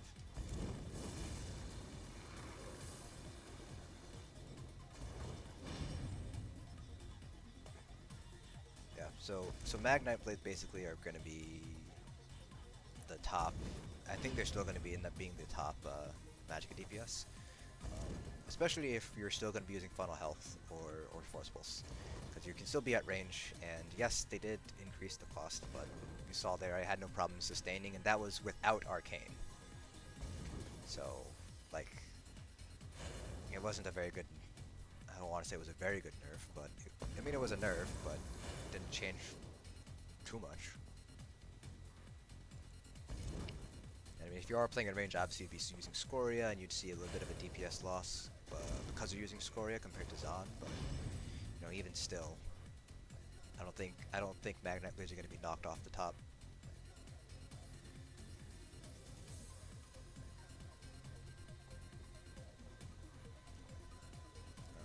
Tim, yeah, they're definitely going to nerf it because like you said, like this is a stupid amount of percentage of DPS. Like it's so silly. Like 13k DPS from line attacks shouldn't be happening. If they nerf this down by about 30, I'm gonna say they're probably gonna be anywhere between 33 to 50%, which I think is fair. 33 to 50, I'd be pretty fair. I'd be pretty okay with that. No, I'm not running an Asylum front bar for this. I'm running the Acuity front bar because I do want Acuity and Master Architect. Now, if I were going to use Asylum front bar with that Force Pulse build, I'd probably end up giving up Zons to keep the Acuity going. Acuity and Master Architect, but I'd have to try that out with Force Pulse. Okay, so this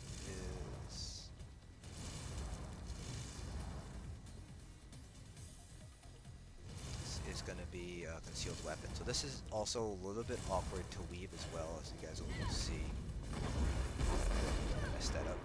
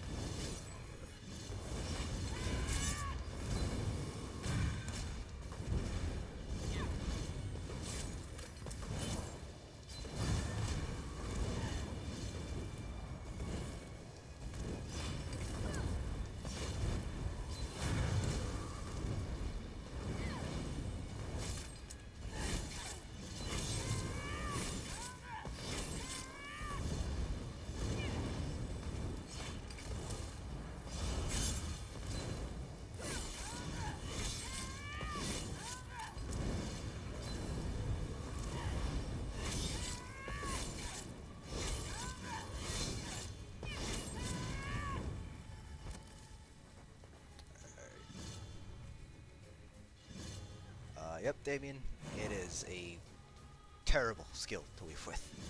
I'm a little bit more used to it because I also have a stamblade that I tend to I run fairly often, so it's about the same as surprise attack, so I'm pretty used to that kind of that vibe. Yes, I did see LZH's video using elemental weapon. I'm just a lazy asshole who doesn't. I don't want to say I'm an asshole, but I am lazy, so I don't want to like actually go out and get the Psijic Order skill line to get elemental weapons. So I'm just gonna trust what he says, because LZH is definitely the best Nightblade. I saw his video, and basically, for those of you guys who don't know, there is a skill in the Psijic Order skill tree called Elemental Weapon. So basically what it does is it imbues your next light attack, and it to do like an X amount of additional damage, and it also has a chance of proccing Burning, Concussed, and Chilled. So pretty much like it's attaching a little bit of a Force Pulse behind your next light attack. And so basically what LZH was trying to do was see if that ability would work as a spammable for basically any Magicka DPS class. And what he found was basically that it is a very good potential new spammable. This is mainly because it is the same cost as Funnel Health was before it was nerfed, and it deals a little bit less than Force Pulse already does. So it's the only problem that he found was that it was a little bit wonky with the animation canceling. It was very difficult to like weave abilities between using elemental weapon and light attack weaving and everything like that. Plus the noise it made was just terrible. It was basically like the goddamn Cliff Racers from Morrowind all over again. But elemental weapon is a potentially new spammable if they can fix the way the animation works. Okay, so that was concealed weapons. Now let's go to the classic Funnel Health. Let's see how that compares now. So this was the concealed weapon. So concealed weapon is down here, 6.7%. Compare that to Force Pulse down here, which is about 6.3%. So they pull about the same DPS as we expected. The difference is that Force Pulse has the chance of proccing Concussed and Burning and Chilled, which all have their own little damage thing. So if you take a look at down here, you can see we have Concussed, Chilled, Burnings here, but that's also from our enchant on our front bar. It's a little bit faster. Yeah, that's another reason why I didn't want to do it in Gaming Dude. I don't want to spoil the quest line for myself. So that's kind of one of the main reasons why I didn't want to do it. Yes, I don't know if I'm allowed to talk about it, because I don't know if the Psijic skill line is under NDA or not, but from what LZH described, it's really annoying to level. Annoying and potentially long, but if you have enough way shrines, it actually shouldn't be that bad. Alright, so now this is just Funnel Health, so we'll be able to compare Funnel Health, Concealed Weapon, and Force Pulse. This is all using the exact same build, by the way, so like everything's exactly the same, we're just changing up the ultimate at the start, and then our main spammable.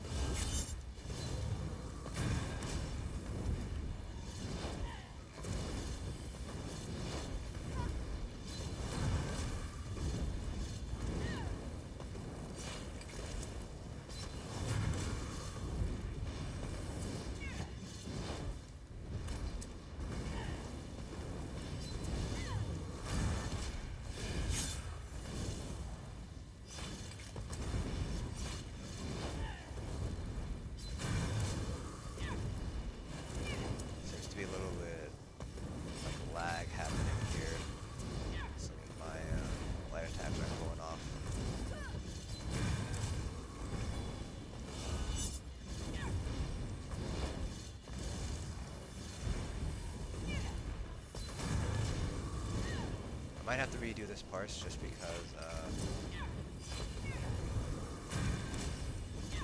think I'm getting a little bit of lag here.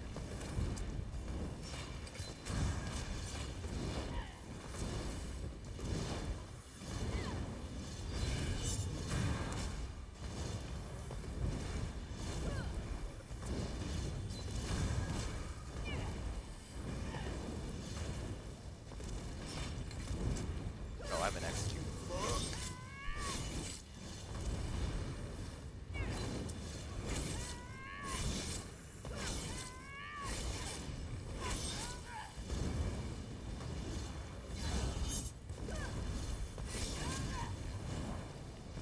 Rip me. I totally did not notice I was an execute, so rip. There was a little bit of lag there.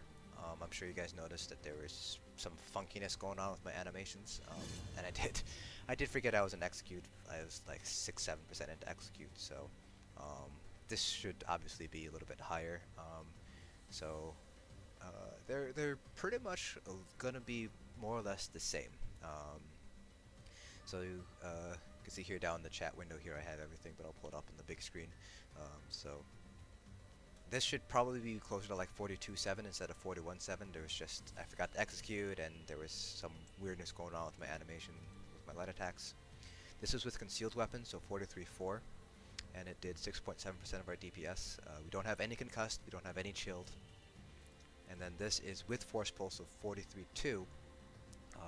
Force pulse did 6.3% of our DPS, and then we had like 2 concussed procs and 1 chilled proc. So if we take a look at minor vulnerability, it was only 6% uptime, so that didn't really affect our parse too much. So concealed attack is a potential alternative if you play a stamblade and you're used to spamming like surprise attack. It's the exact same kind of rhythm. Okay, so I'll just quick go through the chat. Hi Toto from Germany. I'm actually going to head to Denmark over the summer, so I'm going to see if I have time to visit some of the surrounding area in Europe. But I'm taking a class, so I'm not sure if I'll have time to do that or not. Doonhilla, I was using Bloodthirsty on my jewels. All 3 of them were spell damage enchants with Bloodthirsty traits. Yeah, so if they fix the animation on Elemental Weapon, Mike, it'll be a good skill. Assuming, of course, that they also don't like nerf it or change how it works between now and when it's released. Because who knows, they might see LZH's video and be like, oh, we can't have that, we're gonna increase the cost, so it's pretty much like Force Pulse cost. Tim, burning Spellweave for ranged, yes. So on live right now, I'm actually do run Spellweave and Acuity with One Piece Kina on live right now for my ranged mag DPS build when I can't run in for a soul assault, for a soul harvest. So yeah, burning Spellweave will probably be better than Master Architect if you're going purely ranged. Martin, yes. So Style Anima has tested out Magwarden, and I think one of the viewers also tested out Magwarden as well. Styles did, I want to say 47k on a 6 mil. I'm not sure what she was using. I did see that she had Force Pulse on her combat metrics, and she was using the bear, so I'm assuming Acuity and Master Architect, but I don't know if she was using, I don't remember if there was Zon on the thing or not. If there was Zon, then it'd be probably Architect with 3-piece willpower, but I'd have to go back and try to find the parts that she posted.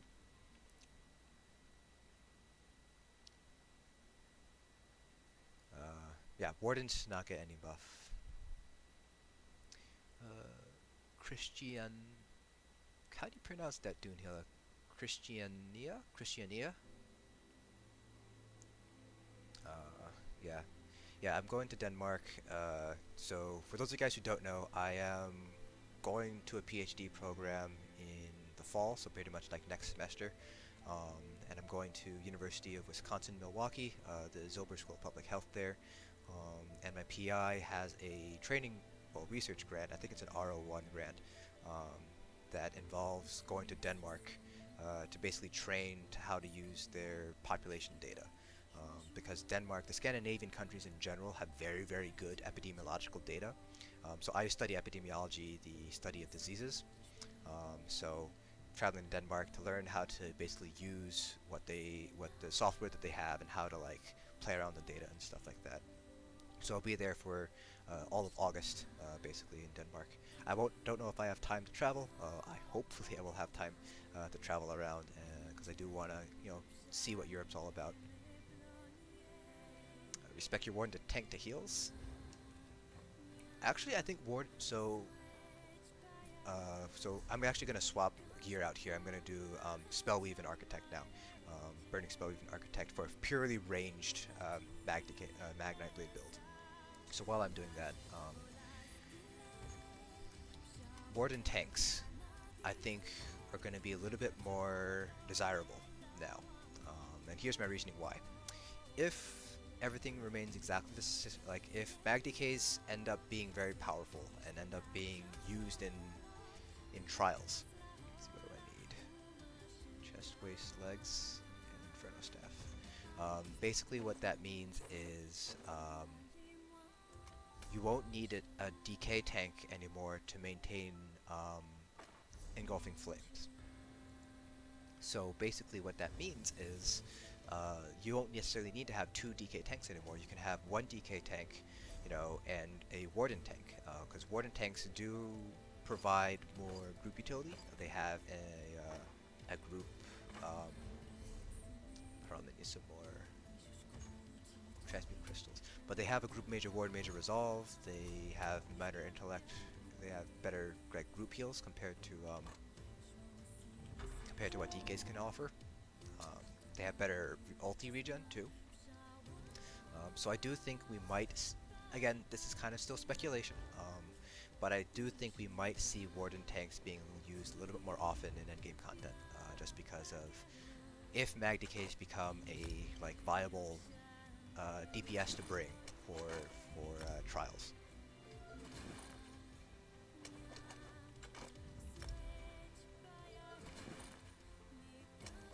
Did I try the infused weapon damage enchants? Are you talking about on jewelry, Black Mamba?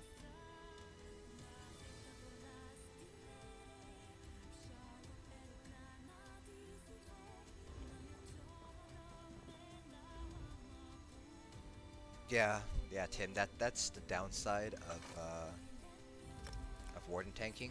They did buff the Arctic Wind heal, but it's still kind of crap. It's still only a 12% heal. Just get this up while we're waiting. Yes, Toto. So magDKs right now are beating a lot of stam, or matching, I should say, a lot of stam DPS.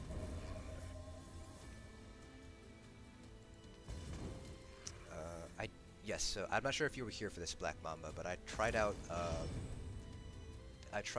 3 Bloodthirsty, then I tried 2 Bloodthirsty and infused on the weapon damage, and then I tried 3 infused, 1 regen, and 2 spell damage. Then I tried 3 infused with 3 spell damage, and they were all pretty much within 1 to 2% of each other.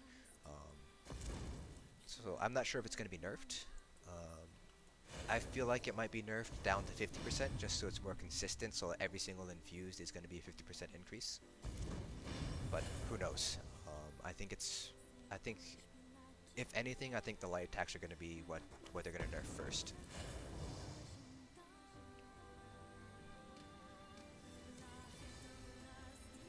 Let's see.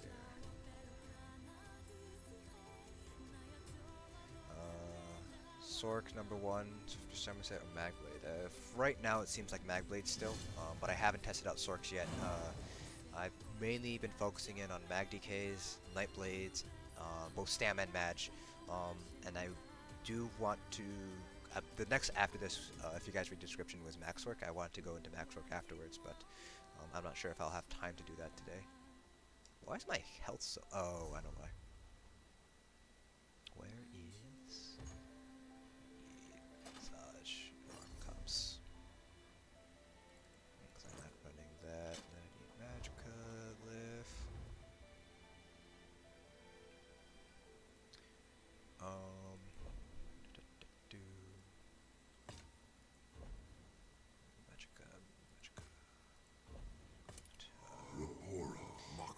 the 3 spell damage infused do better than the Bloodthirsty?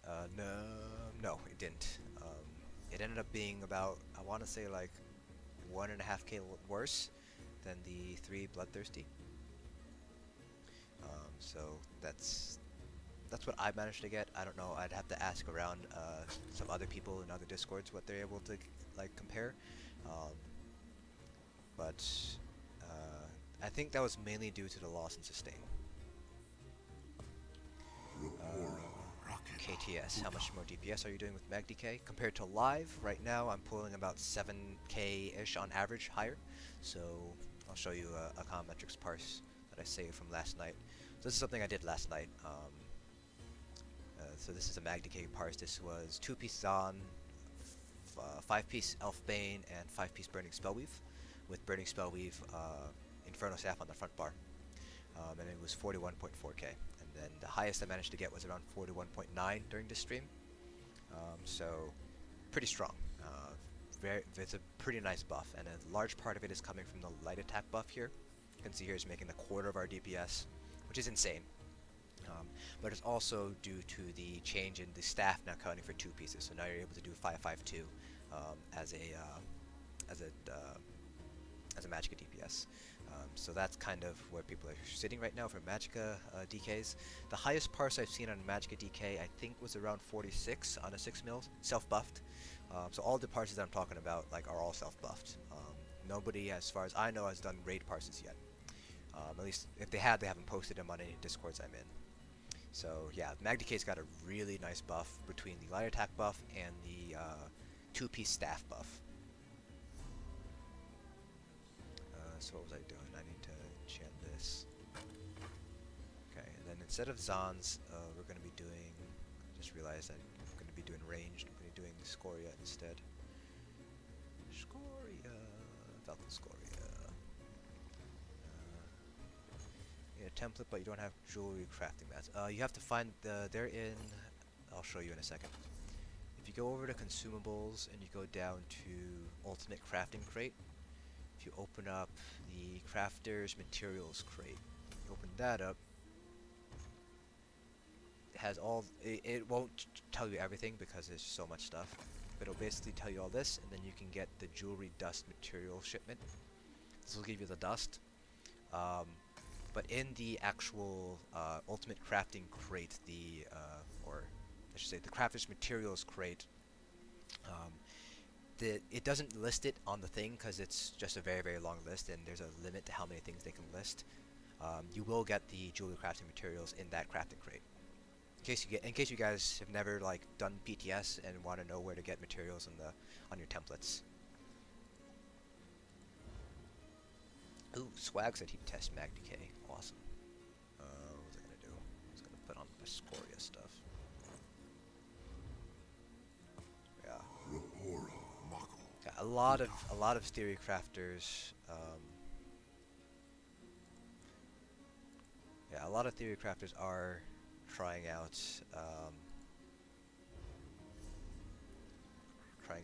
what's it called? magDKs.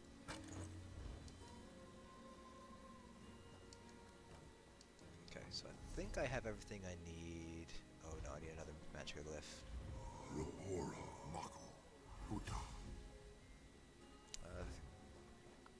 So thanks for everybody for watching.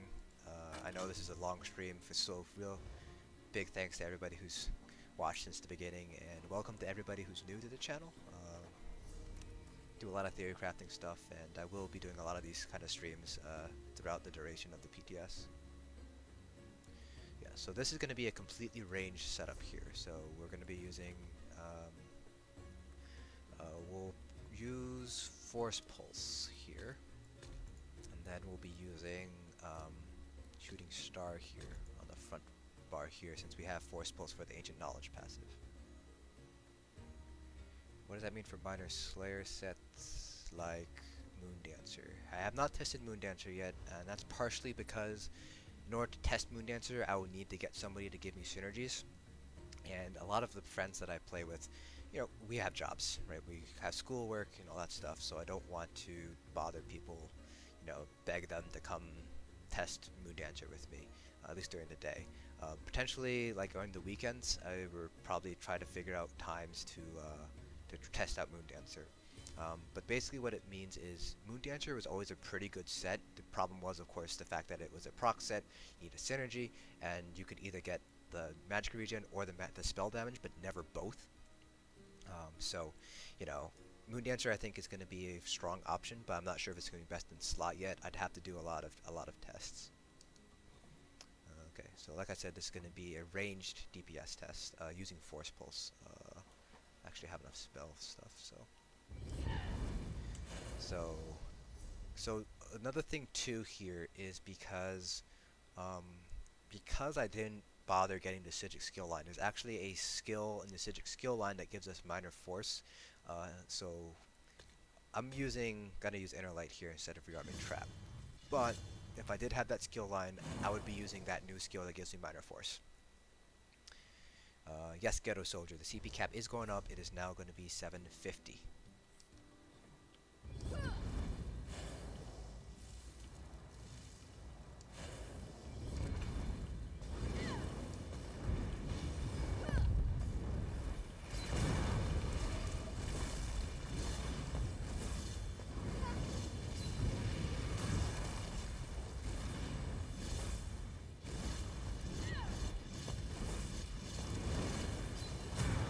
Nobody saw me miss all those beats.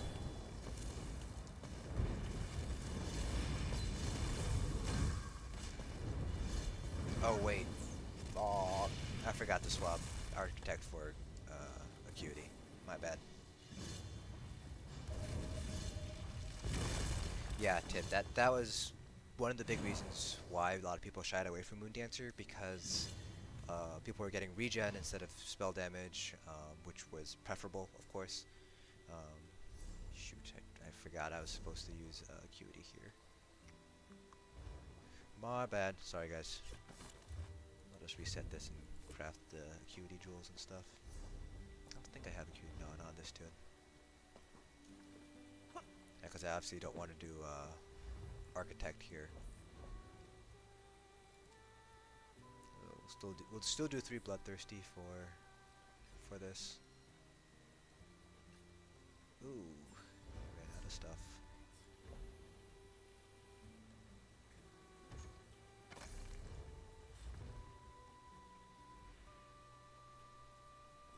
So for you guys who are wondering how much it's gonna cost in terms of materials, it's 150 for a neck and 100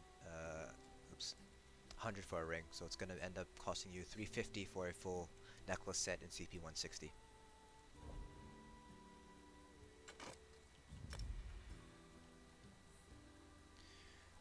So it is going to be a bit of a grind to get the materials you need. From what I've heard, the jewelry crafting raw gathering nodes are kind of rare. I think it might. I have a feeling Zos made a mistake in the coding somewhere with determining spawns, but who knows.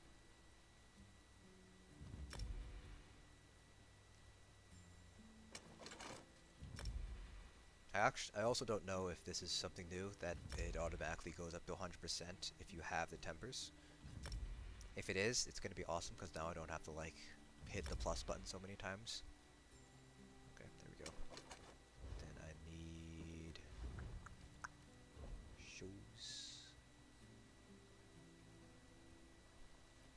I guess it doesn't really matter what I craft them in. Shoes and gloves.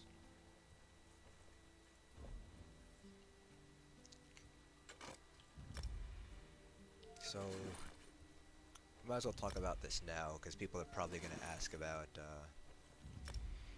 about Stam and how they're faring. So those guys who just joined the stream, we're mainly focusing on magDK today because magDK got a really nice buff, but Stamina kind of got a big nerf with Sunder and Nightmother's Gaze. And I know some people have tested Stam out. I've only tested out Stam Nightblade, and I managed to get about 44k. So it is a little bit. So you do have a buff with the light attacks, but magDK DKs and magDK Nightblades are still pulling better DPS overall.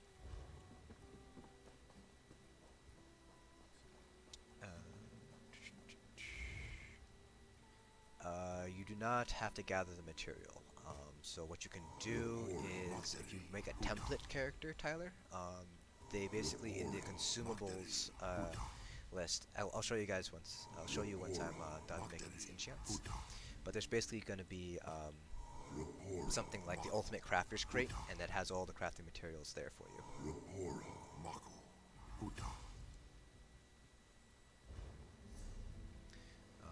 So if you go under consumables here, you see here you have the crafter's materials crate, and that comes from the ultimate crafting crate.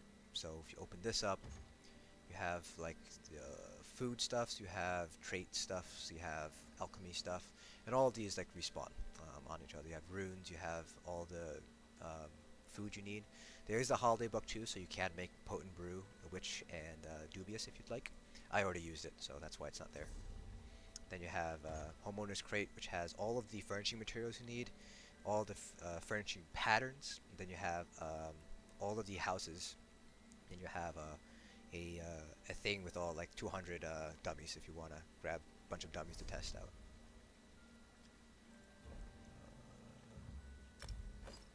That.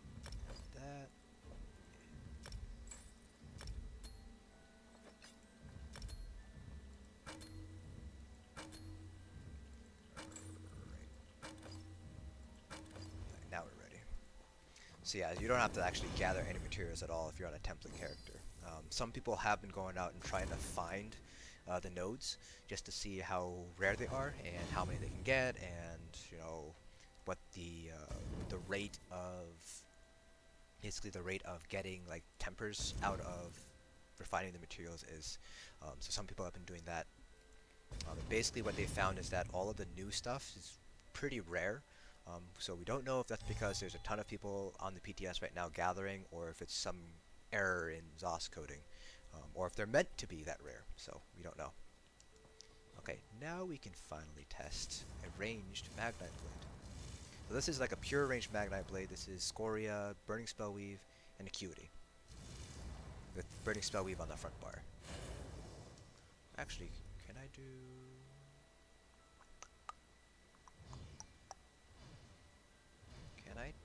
Yeah, you know what? I'll do this. I'll do a Cutie front bar instead. And do Spell Weave as the 5-piece. That might actually be better.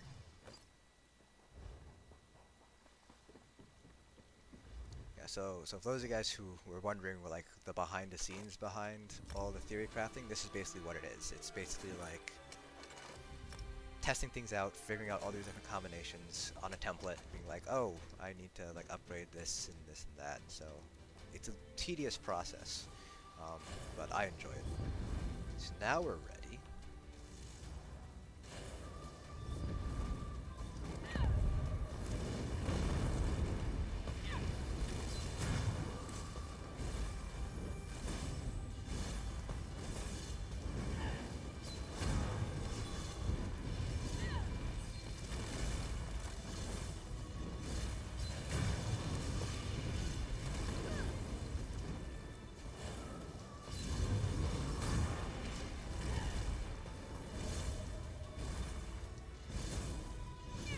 What happened there?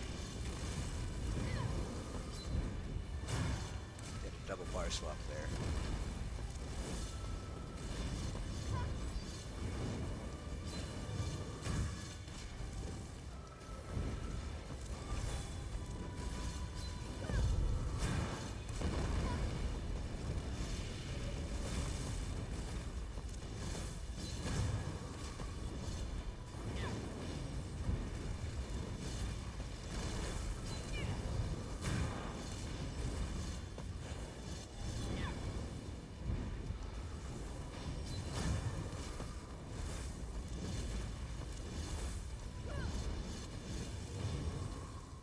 Oh, this is new.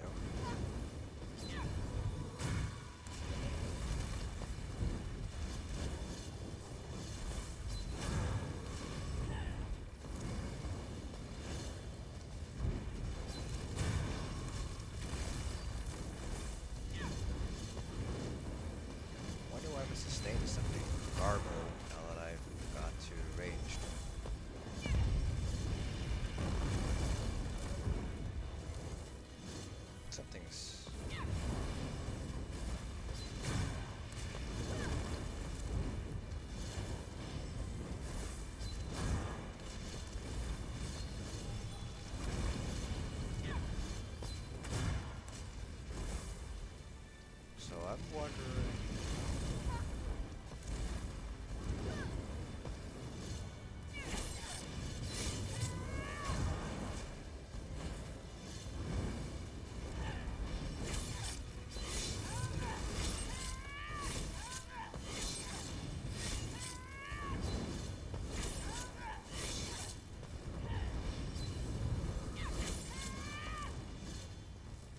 Still got 40k, even though my sustain was worse.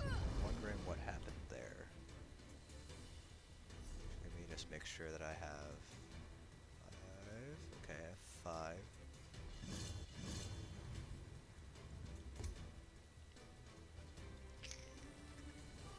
Couldn't have been that, like, that weird blip, whatever happened there, that double bar swap. I don't think that's what happened there. Consumables. Yeah, so this is what I managed to get on the ranged Magnite Blade with Burning Spell Weave and Acuity. So I think something weird happened. Like, this is pretty much the exact same thing that I was doing with Soul Harvest, but like the sustain was a lot worse for some reason.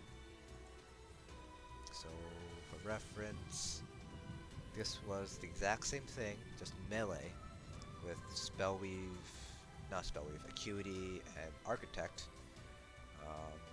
and Zon. You can see here the regen versus drain is pretty equal. You have a little bit less regen than drain, but if you go over here, the drain is much higher. So I'm wondering what's happening here. I might just do another test and see if it's just me doing silly things. Make more potions in the meantime. I mean, 40k is still pretty good, but I expected higher. I can definitely get higher, because 40k is what I'm able to pull right now on live. So I don't know. We'll see. I'll do another parse and see if I still have that sustain problem there. And if we still have the sustain problem, I'm gonna try to figure out why that is. Because the only thing I can think of is, I mean, the bonuses from Acuity are still there. The bonuses from Spellweave compared to Architects, they're not that much different. So I don't know what happens there, but we'll try another parse and see what happens.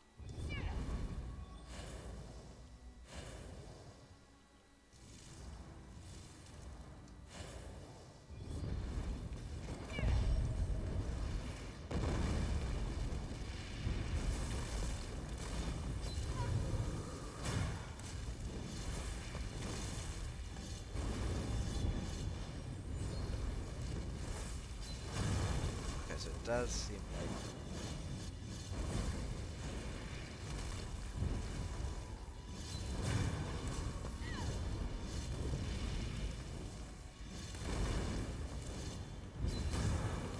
there's a little bit of lag here going on the PTS.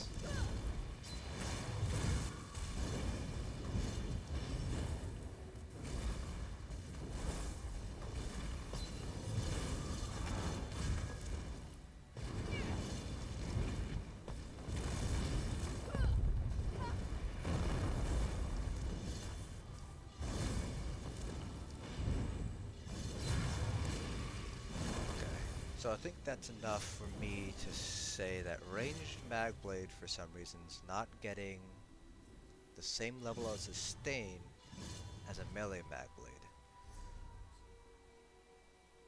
So I'm pretty interested in knowing why that is.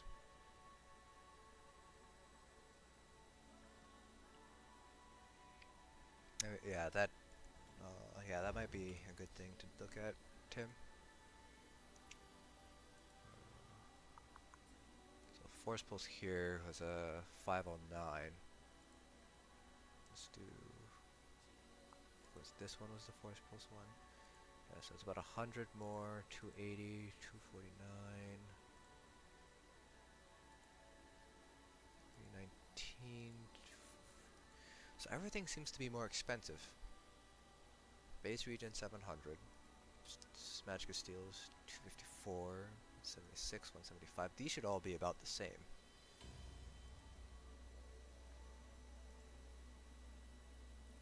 Yeah, base was a little bit lower, regen was a little bit higher, 188, 184. Yeah. 9, 3, 215.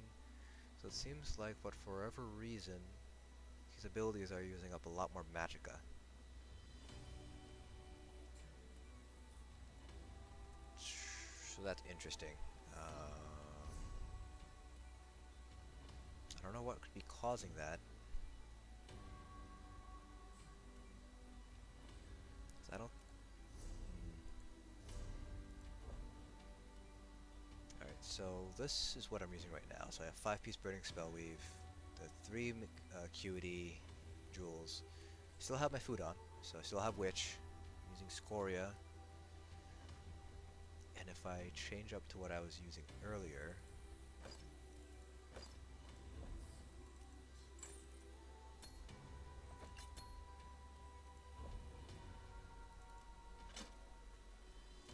this.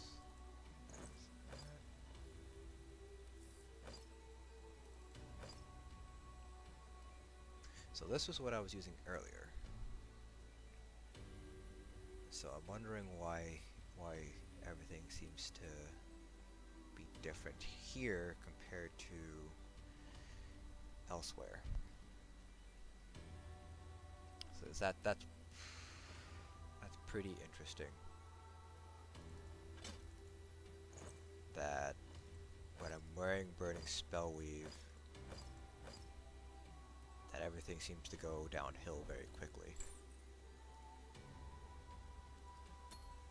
Because the jewelry are exact same enchants, exact same traits. So they're all 3 are spell damage with Bloodthirsty. So I don't know what's going on here. But it does seem like if you are going to be doing Magniteblade, it might be better to stay melee. But that kind of defeats the purpose of having a ranged Magblade. Should turn on the lights. Ugh. It's starting to get dark out. Yeah, so that's interesting. I did not anticipate that happening, because right now on live, like, you can sustain perfectly fine. And I know swapping back to funnel health isn't going to make a difference because they cost the exact same now.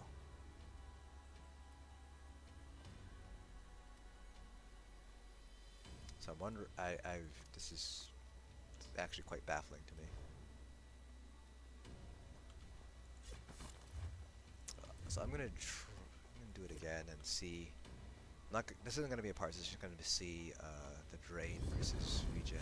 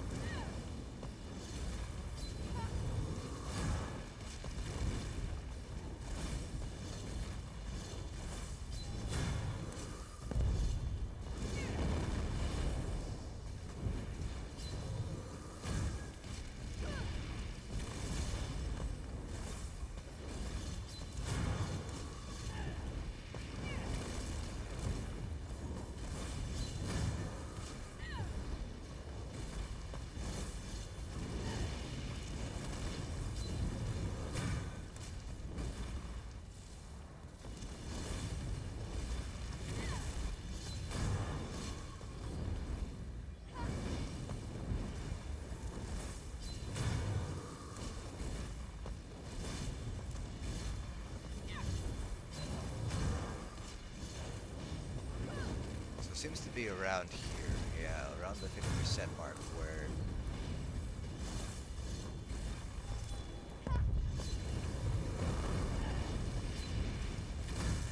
things start to really go to poop here.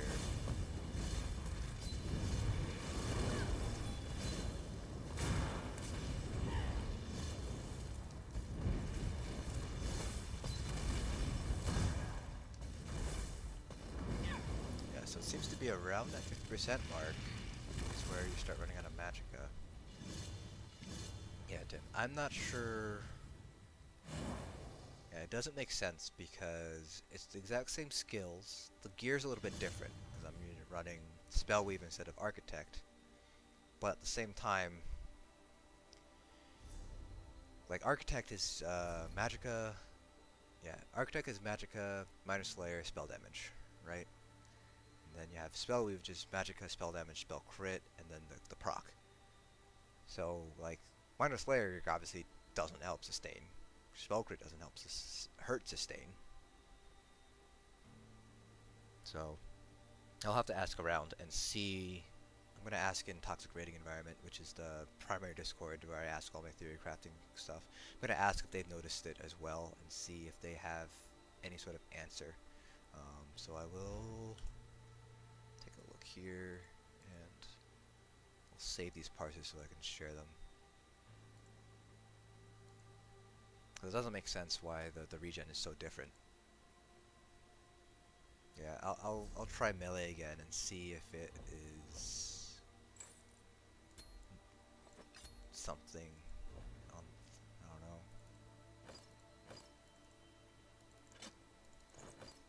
How can I enjoy this Olive? Because I am a sick man. That is why. No, I legitimately like testing things. I like exploring things. It's just part of my personality. I just like to, you know, find out what's new. It's part of the reason why I got into research.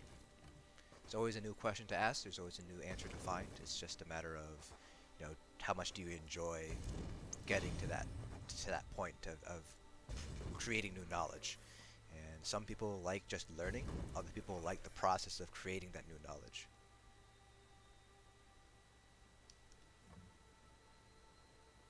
Oh, that is a good point, Danny. I did not think about that.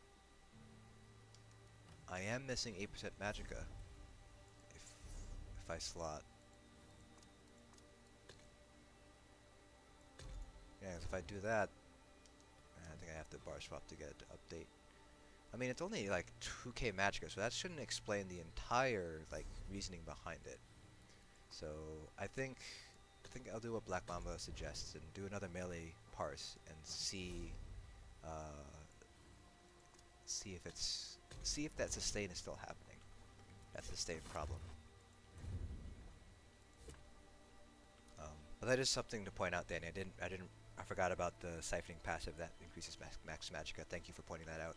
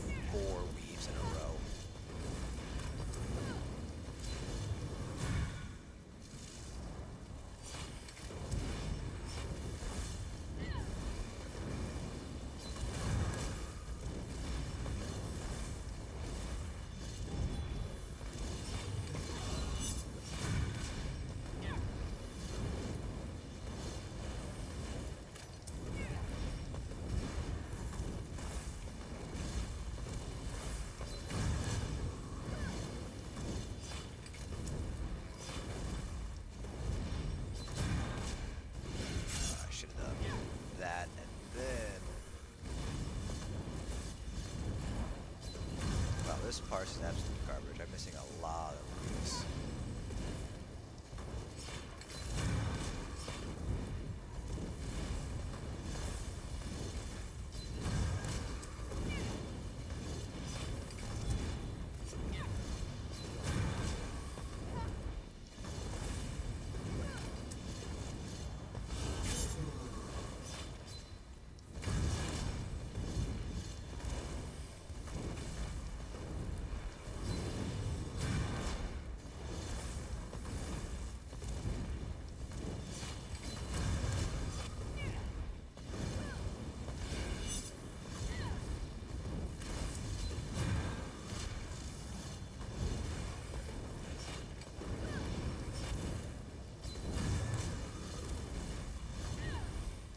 Yeah, so I'm not getting that sustain change. I'm not sure what could be causing it.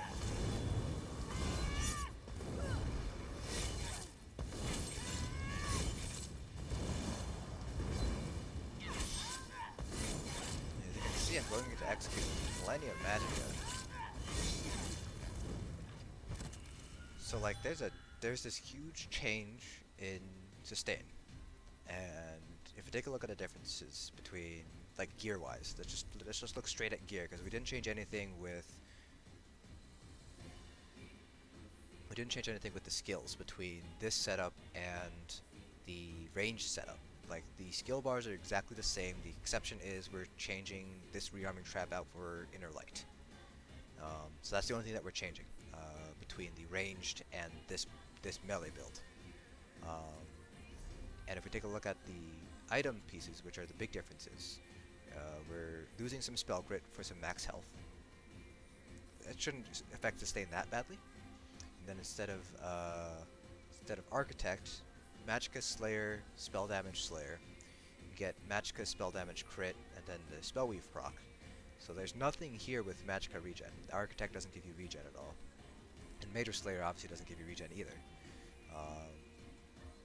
And it's still, I have 1, 2, 3, 4.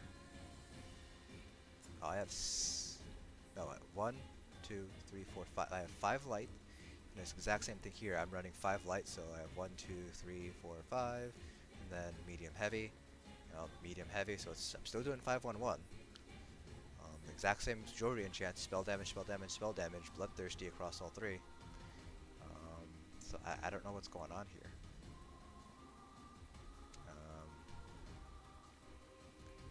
Yeah, so that's what I just did, Tim. I did the range setup, except instead of the inner light on the back bar, I had rearming trap since I was in melee range. But you know, replacing inner light with rearming trap shouldn't affect sustain really at all.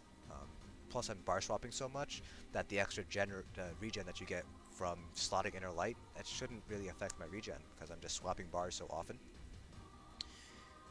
So this is weird. Alright, so let's take a look at our magicka region. So right now we're at 1274 on our front bar, 1241 on our back bar. Why are we losing... Why are we losing regen when we swap bars?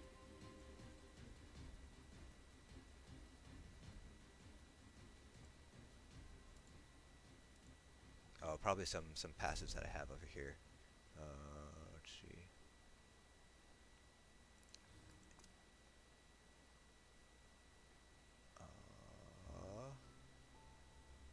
No, nothing here. Oh, it's because I have shooting star. That's why. That's why front bar has more regen.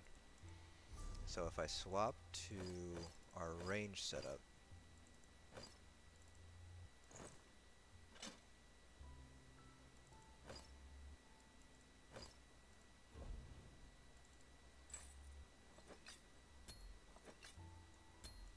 we have the exact same amount of regen. I think we have a little bit more max magicka, or about the same magicka.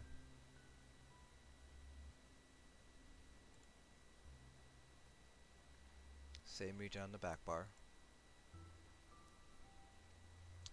Staff is a 4-5 piece part of the set.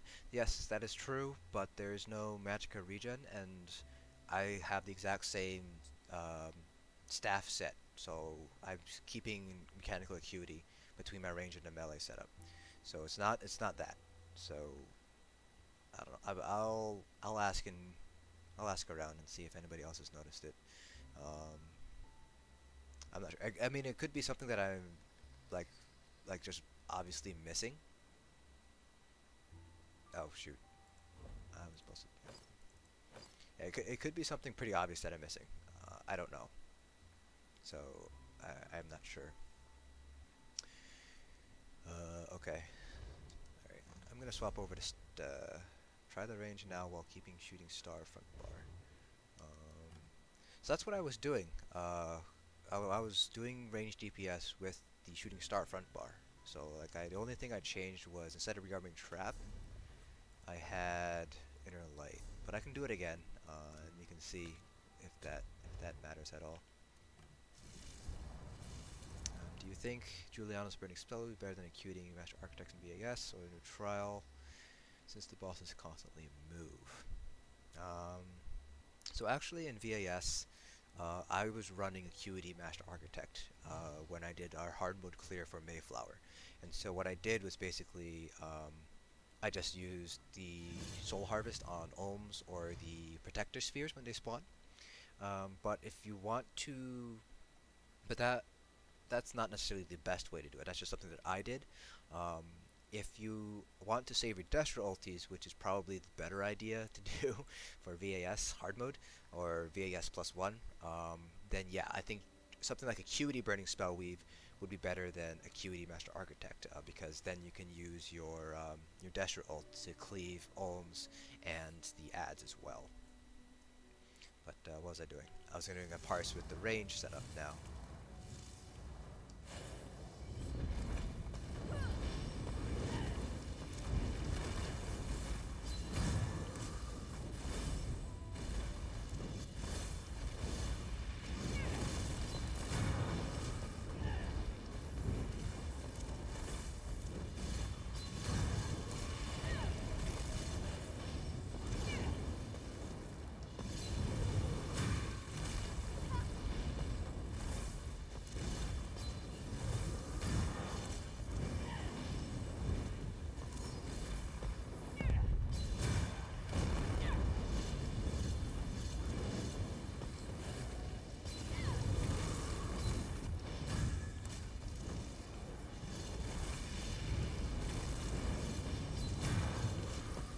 Could be that my bars are not offset enough, so I'm like casting more than some abilities more than I should.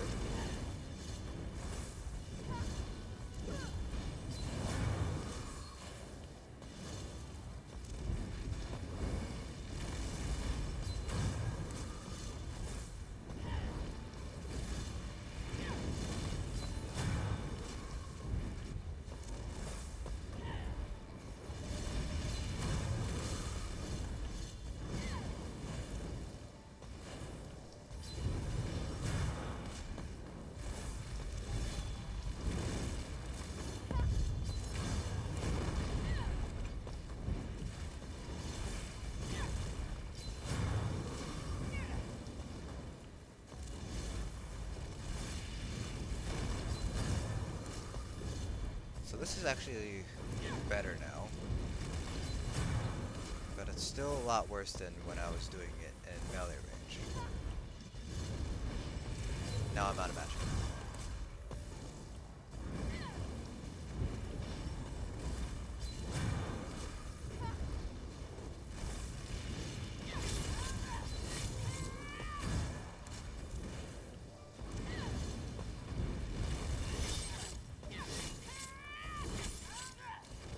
Yeah, so now I'm out of magic. I'm doing execute.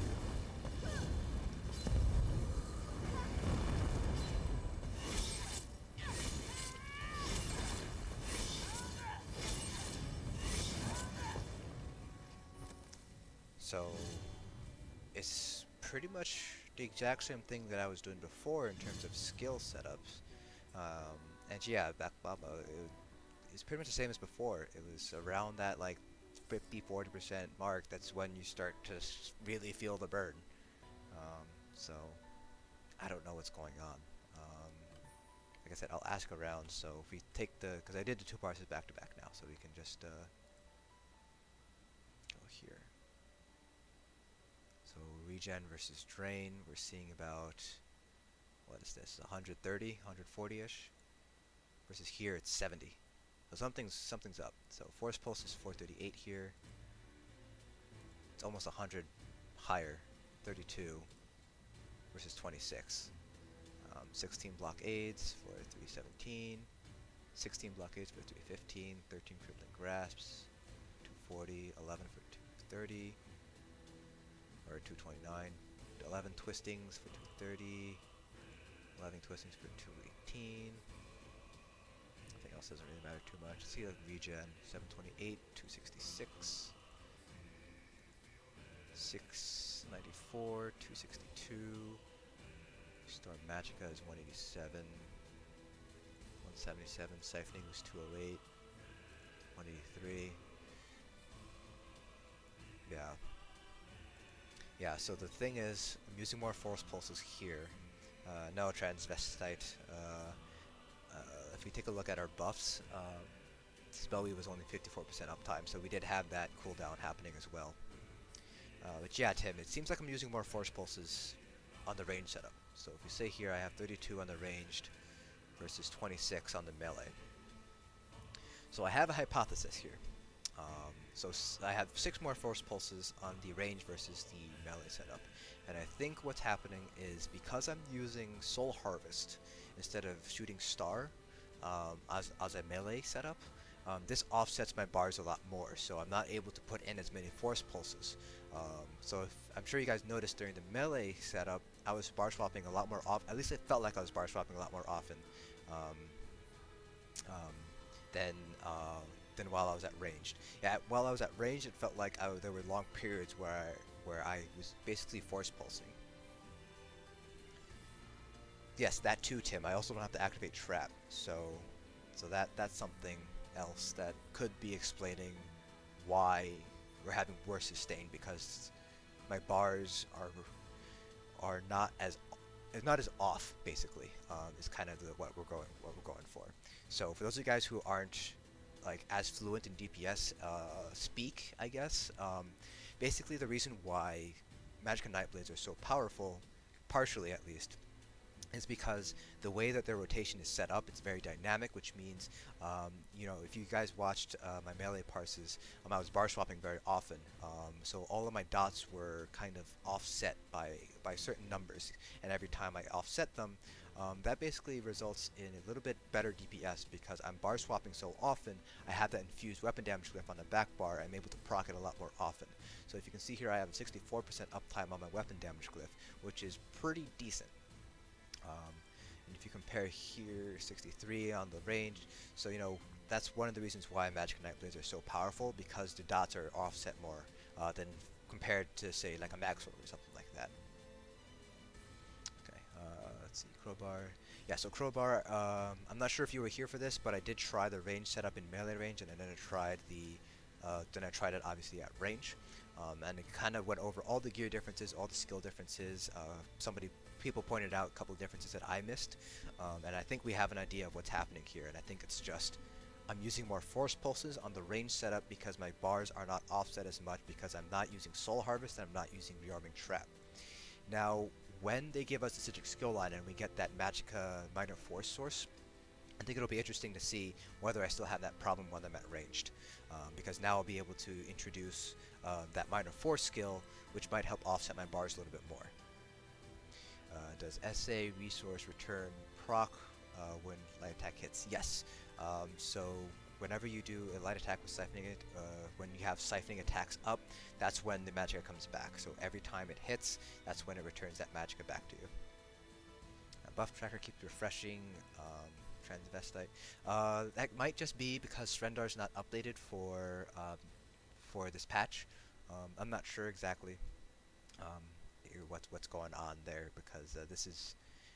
Can I make my mic a bit? Yeah, I can make my mic a little bit louder. Let me see here. All right, so actually no, I'll put up a little bit more. There we go. All right, yeah. So yeah, I just turned up my mic a little bit.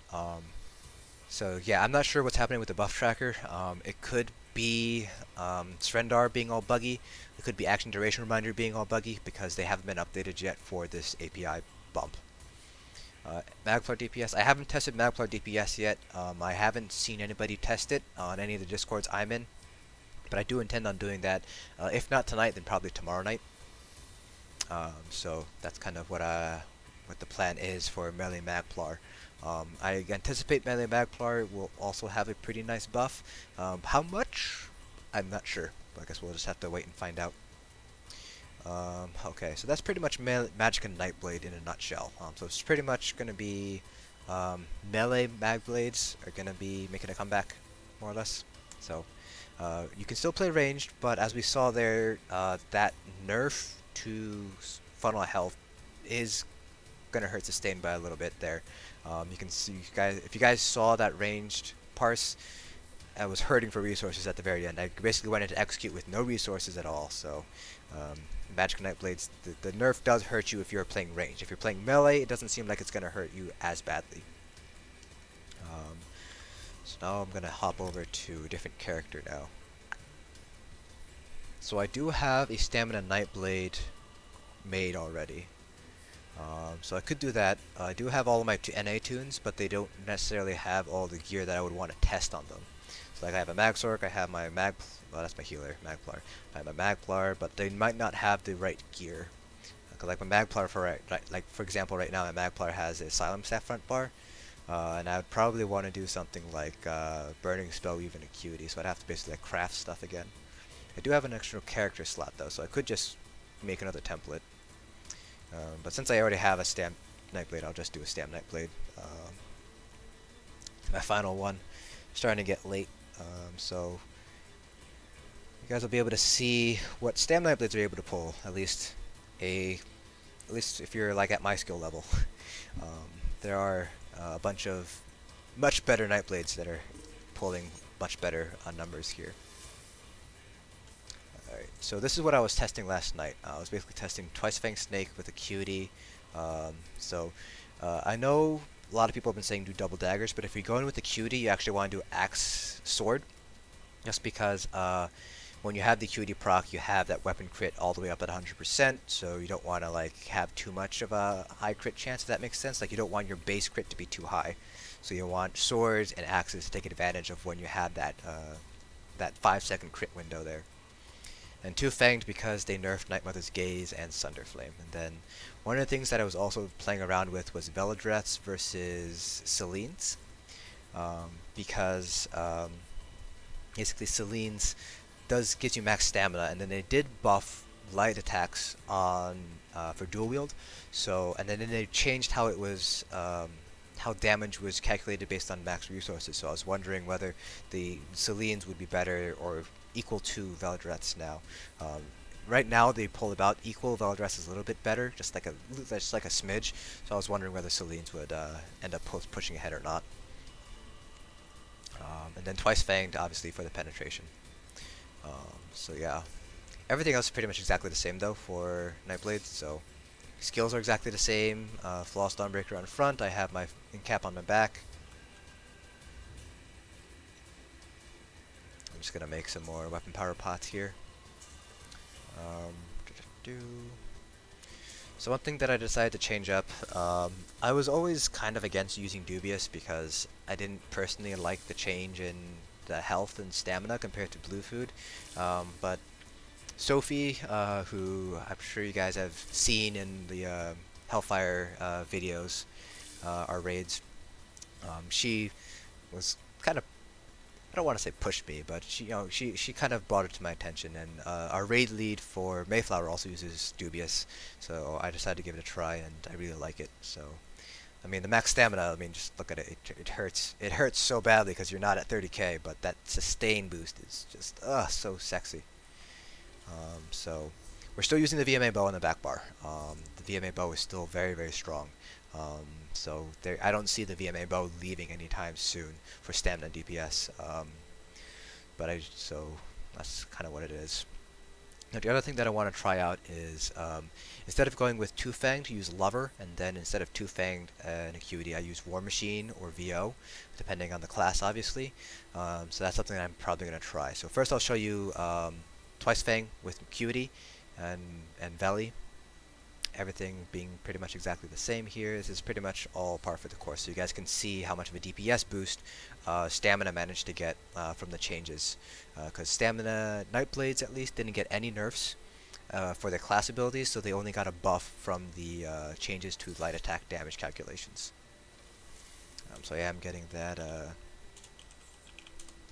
bar swap lag, so I'm going to reload UI real quick. Should be pretty fast. Where do I live? Currently, I'm in the US, so I'm kind of in the Midwest right now, but I'm originally from New York. Alright, so let's go ahead and get started.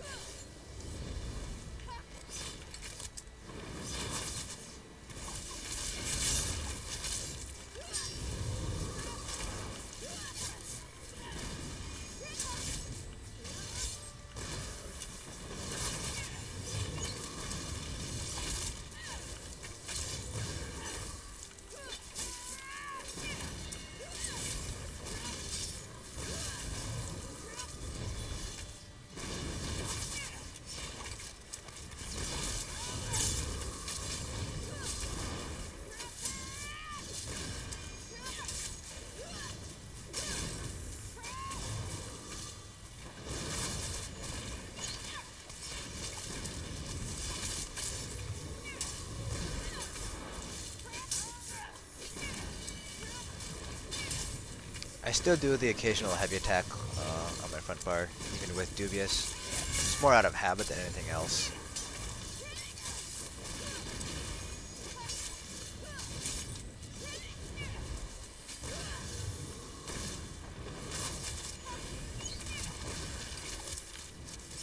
I'm getting some weird issues here.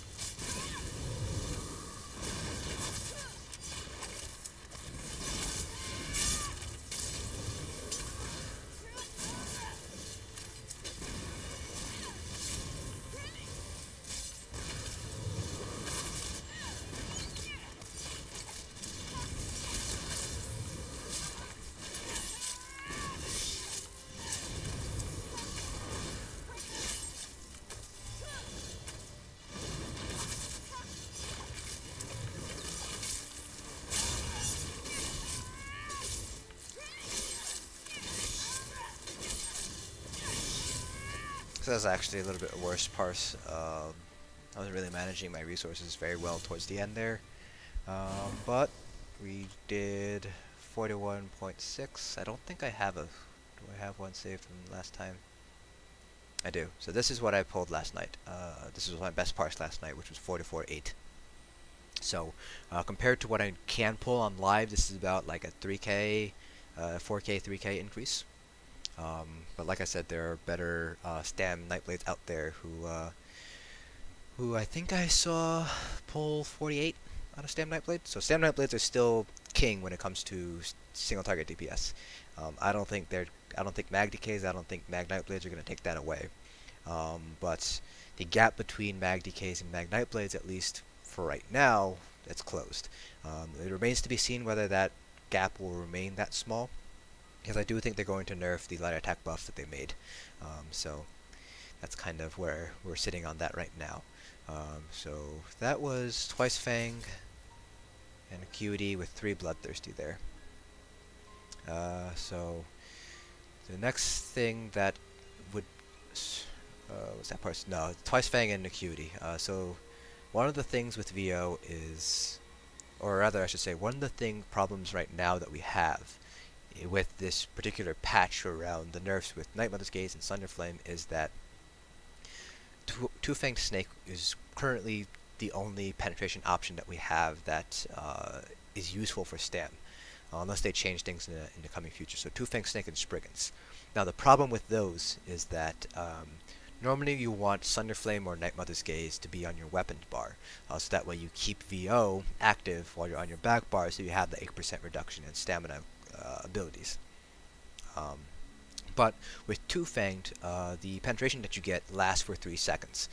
You're on your back bar for longer than 3 seconds. You're typically on your back bar anywhere between like 7 to 10 seconds, depending on the specific class. So you can't use Two-Fanged weapons anymore. So if you want to do something like Two-Fanged in VO, what you're going to be doing is you're going to be using VO rings and then VO weapons, which isn't necessarily a bad thing. My stamDK on live right now runs VO weapons, and I use Sunderflame body because I don't have any Sunderflame weapons yet. So that's not necessarily a bad thing, and I have done tests, and it's not that big of a difference. But with Two-Fanged Snake, you obviously can't use Two-Fanged Snake weapons because you're on your back bar for longer than 3 seconds. So if you do Two-Fanged Snake in VO, you're basically going to be giving up that 8% stamina cost reduction, which is a big reason why you're using VO in the first place. So you're losing on the 4-piece, which I think is weapon crit, and you're losing on the 5-piece sustain and the 5-piece weapon damage on your back bar. So that's kind of why Two-Fanged Snake VO I don't think is really going to be a thing. I think it's going to be Two-Fanged Acuity instead.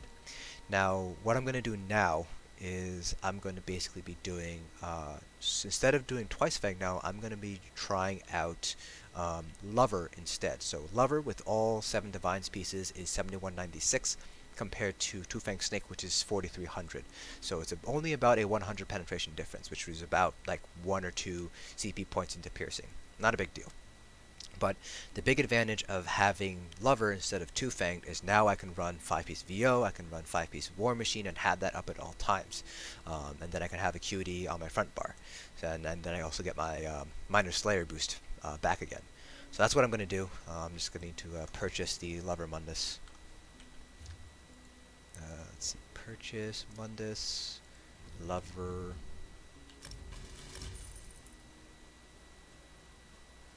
Back here.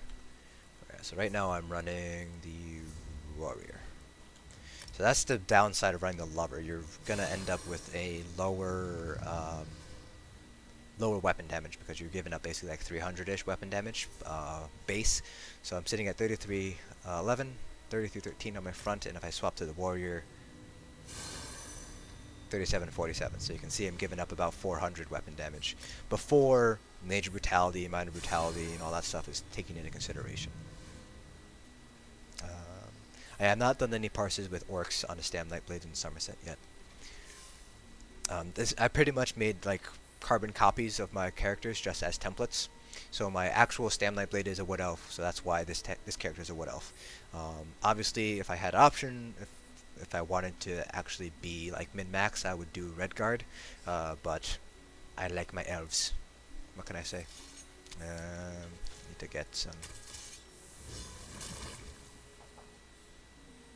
of that going. Get some ultimate up.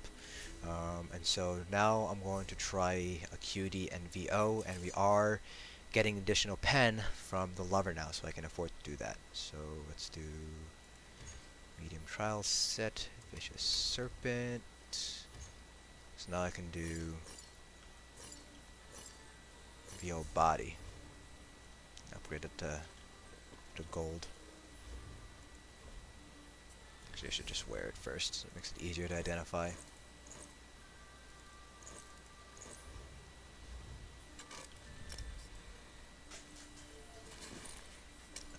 I haven't tested VMA versus Masters on the PTS, but they haven't changed anything about it. So I'd imagine that VMA still beats out Masters, but Masters is still a very good choice. I wouldn't discount it entirely. And one of the big advantages of Masters versus VMA is VMA is reliant on Endless Hail and the boss staying at Endless Hail, versus Masters, which just is a flat increase to your weapon damage as long as it's infected by poison injection. So you'll always have that buff on the boss, versus VMA, which if the boss moves out of Endless Hail, then it's pretty much a waste of your VMA proc. Alright, so this is, again, we have the Lover Mundus, so we're having that additional 4196 penetration. That lets us get rid of Twice Fang, and now we can run Vicious Ophidian, and we have Acuity here. So that's what we're going to try, and then I'm going to do it again with War Machine and see if that makes a difference.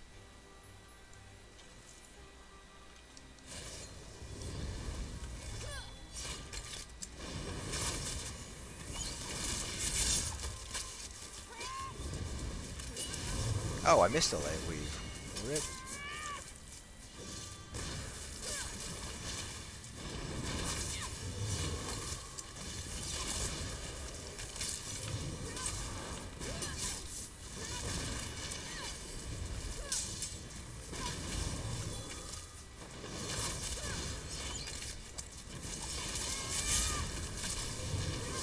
How is Stamplar on PTS?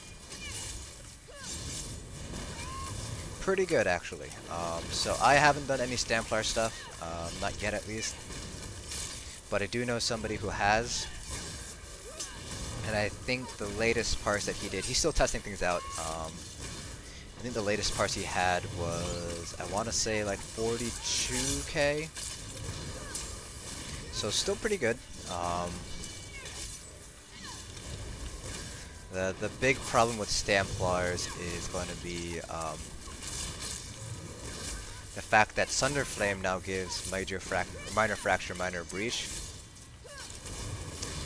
Now it's going to be a question of, do you want to bring a Stamplar in group, or do you want to like bring, for example, a stamDK instead, and have them wear Sunder Flame?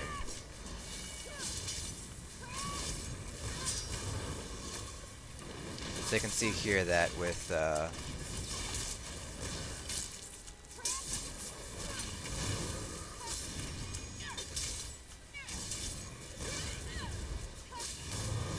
VO active on all times on my back bar, pretty much do a full light attack rotation as a stamNB blade.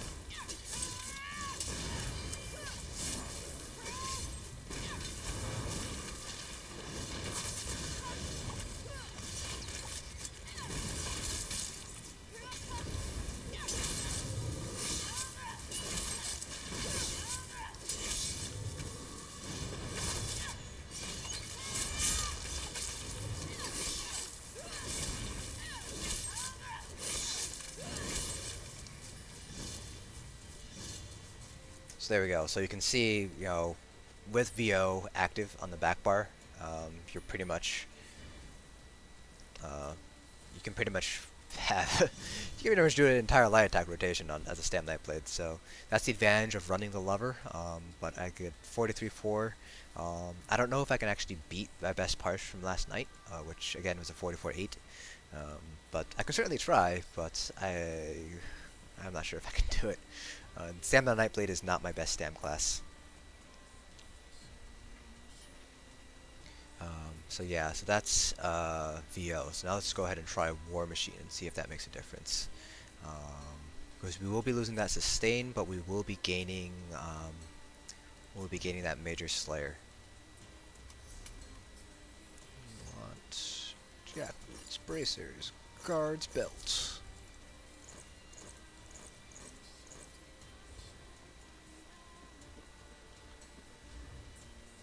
This is all going to be at the bottom.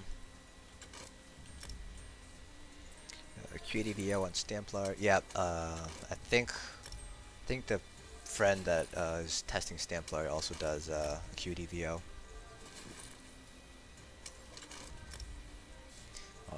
Yeah, he also does Stormfist too instead of Valley sometimes. I'm not sure when he uses Stormfist and when he uses Valley, like what's the criteria, but I do know that he will sometimes swap between the two. Yeah.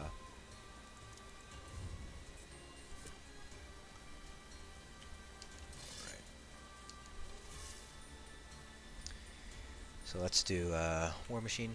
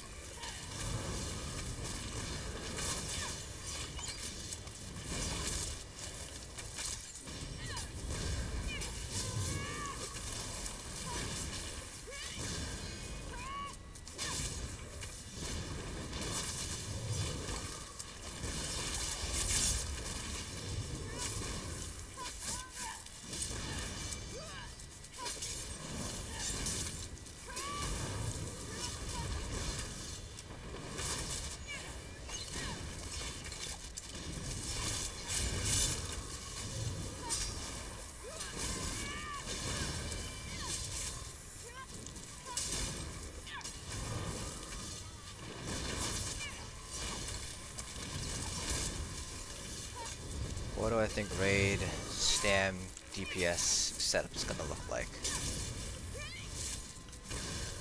I'm not sure right now. It's gonna be reliant on a lot of what happens with the light attack changes with magDK DPS. I think it's gonna be I don't know. Let me finish this parse and I'll answer that question.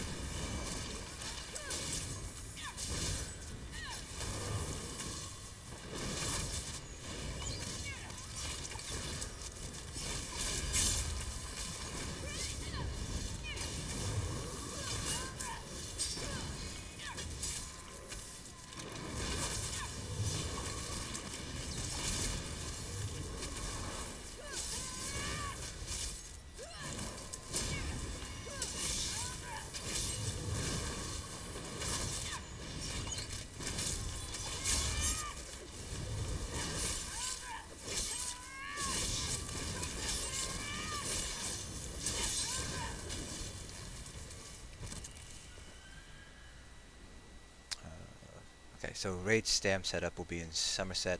So like I said, it's going to be dependent on what happens with magDK DPS.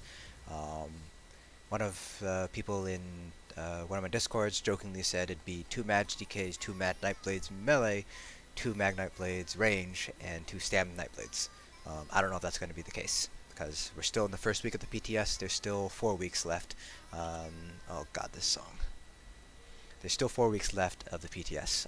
So if the Nightmother's Gaze and the Thunderflame changes stick, I think, and let's say magDKs and magNBlade, melee magNBlades are pulling about within like 1Ks, like within stone's throw of stam Nightblades. This is what I think is going to be the stam setup. I think it's going to be 1 stam Nightblade, and then either 1 Stamplar or 1 stamDK wearing Thunderflame. It's going to be probably 2 magDKs, probably going to be either 1 magDK Nightblade is melee range, or it's going to be 2 stamina Nightblades. So 2 stamina Nightblades, and then either a Stamplar or a stamDK wearing Thunder. 2 magDKs for the Engulfing Flames, 1 magDK Nightblade melee for the Master Architect, for the magDKs. Because at this point now you have 6 melee, so I still think it's going to be 6 melee, 2 ranged. And then probably going to be Nightblade and Sorc. Sorc for the debuff and Nightblade for the DPS, and an additional heal. That's what I think it might end up being, but again, it's way too early to tell. You know, it could end up being like you just run 4 magDKs, a Stamplar, a stam Nightblade, and 2 magNBlades. Who knows? I do think you're going to have at least a 1 stam Nightblade because War Machine. You're definitely going to have 1 magDK Nightblade melee for the Master Architect. You're definitely going to have 1 magDK DK for the Engulfing. So at the very least, you're going to have DK, 2 Nightblades, and either Stamplar or stamDK. So you definitely have 4 melee. Question is you're going to have 4 ranged, or are you going to stick with 6 melee, 2 ranged? Let's see. Azura isn't kind of light attacks for Relentless. I don't know. I have not used Azura for Relentless Focus. I typically use Action Duration Reminder, but I do know that because of the API bump in Summerset, certain add-ons that use I think it's like it's something with libgroup socket or something. Basically, a lot of the add-ons are broken right now. So I know Srendar, for example, is broken with Crystal Frag procs, I think. So I'm not sure. I would just keep an eye out and see when Azura is updated. I actually have Azura turned off here because I think it wasn't letting me do stuff. So that might be why. So just keep an eye out. I think the API patch notes were released yesterday, so hopefully a patch will come soon for all of these add-ons so we can actually do stuff. Infused jewelry with potion cooldown be a thing on tanks.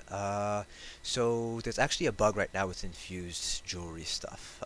So anything that is cost reduction or time reduction, so that's bash, reduced cost of bash, I think, reduce magicka cost, reduce stamina cost, and reduce potion cooldown.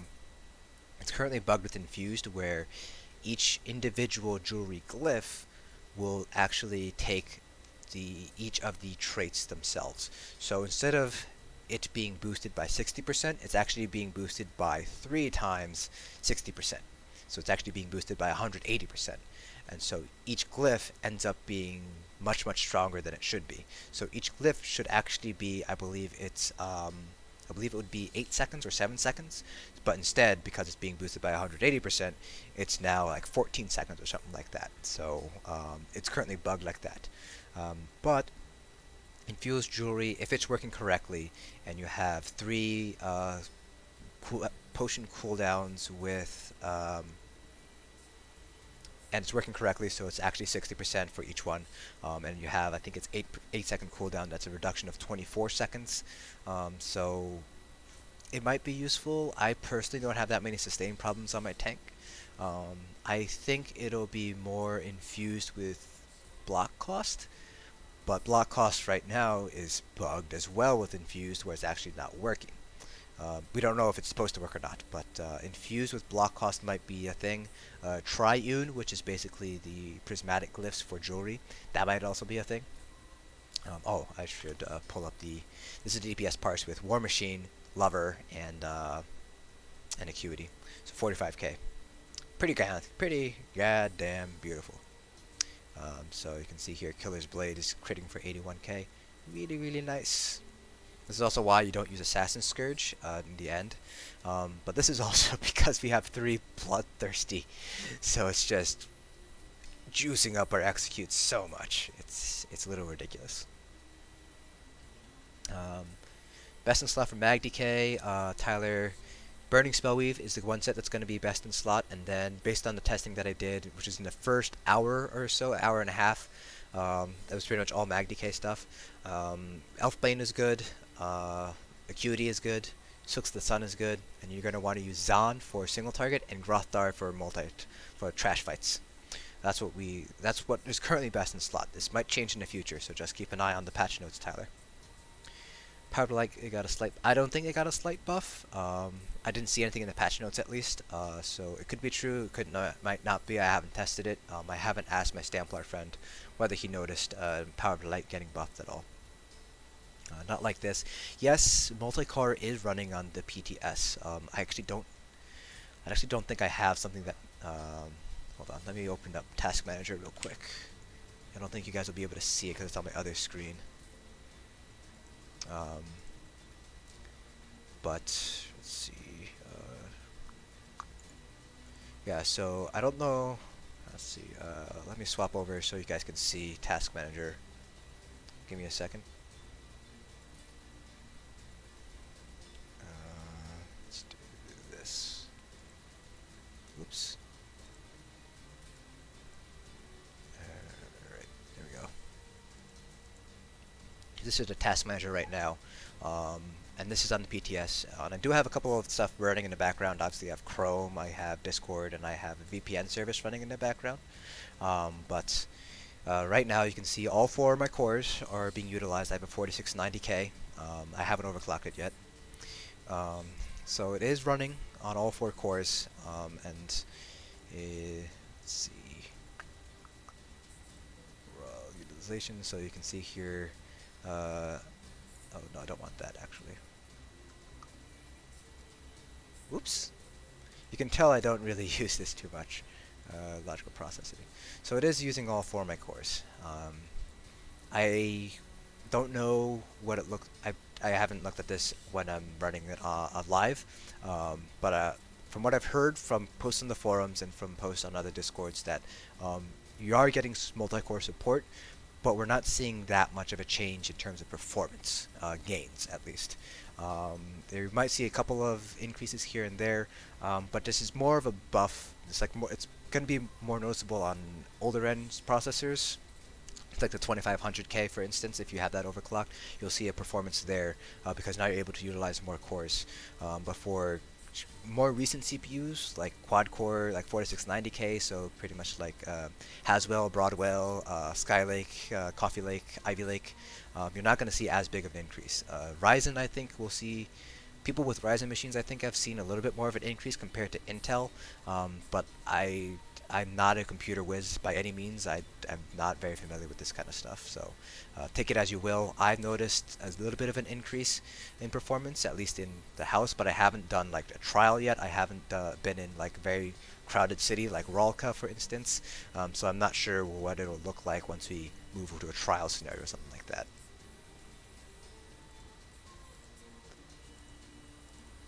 So that's pretty much what it is. Alright, I have not tested stamDK yet. That's going to come later, probably tomorrow, because it is around dinner time for me. It's about 6:15 right now where I am, PM. So I'm probably going to do stamDK later, probably like tomorrow. So I am going to call it a day here for the PTS. So, oh, well, what are you barking at? Yeah, what are you barking at, silly pup? There's my dog. He barks. He likes to bark and pretend to be really, really scary. But he's really just a sweetheart because he's a dog. But yeah, I haven't tested stamDK, so for those of you guys who just joined in, I am actually going to be signing off soon. So the first hour and a half was about magDKs, because that apparently is the next hot topic, going to be the next flavor of the month. And then I spent about half an hour to 45 minutes on the Magicka Nightblade. You had a bit of a head scratcher when it came to why the ranged was doing much worse to the melee, even though they were pretty much doing the exact same skills. And then the past like half hour or so was just looking at Stamina Nightblade. Not too much in depth in Stamina Nightblade, but I'll go over this in more detail probably tomorrow. I'll start off with Stam Nightblade, probably do stamDK, and then magsorc afterwards. I'll try to do 3 either tomorrow, maybe Friday. I'll have to take a look at what my schedule permits, because I am raiding on Thursday, so we'll see how that plays out. I do have class on Thursday, so I won't have the afternoon off, so it'll probably be Friday instead, Friday night. So that is, so I see one more question, so I'll answer this last question here. I see question marks. A Sorc tank wearing Akaviri Dragon Guard, Bloodspawn, Yorvolds, 100% Warhorn uptime, potentially. I think with Akaviri, Sorcs, I think that ends up being like 170 ultimate, which is actually pretty quick to get. So you can easily get, just judging from like Storm Atro uptimes, you can probably get like 70 to 80% Warhorn uptime, just like the resource buff from a Sorc alone. So I think with a Sorc tank running Akaviri and Bloodspawn and all pretty much like best case scenario, you can probably get like close to 100% Warhorn uptime with just a Sorc tank. But in a Trials, I'm not sure if it'd be worth it, because you have 4 supports running Warhorn, or probably 3. So yeah, it's kind of up to you what you want to do there. So that's it for this stream, guys. Thank you so much for everybody who watched all the way from the beginning. I did see a couple of people repeat names here and there. Thanks you for all the questions. This will be uploaded on YouTube under the stream's archive playlist. So if you guys just tuned in and you guys have questions for me, specifically for magDKs, magNightblades, and Stamina Nightblades, those are the 3 ones that I've tested extensively so far on the PTS. Drop a comment on the video once it goes live, and I'll be streaming again. Maybe not tomorrow. I'll try to shoot for Friday, if not Saturday. And in that case, I'll be going over a little bit more Stam Nightblade stuff, and then I'll probably do magsorc and stamDKs, just because those are popular classes right now, that I'm sure people want to know what the status is going to be in Summerset for right now.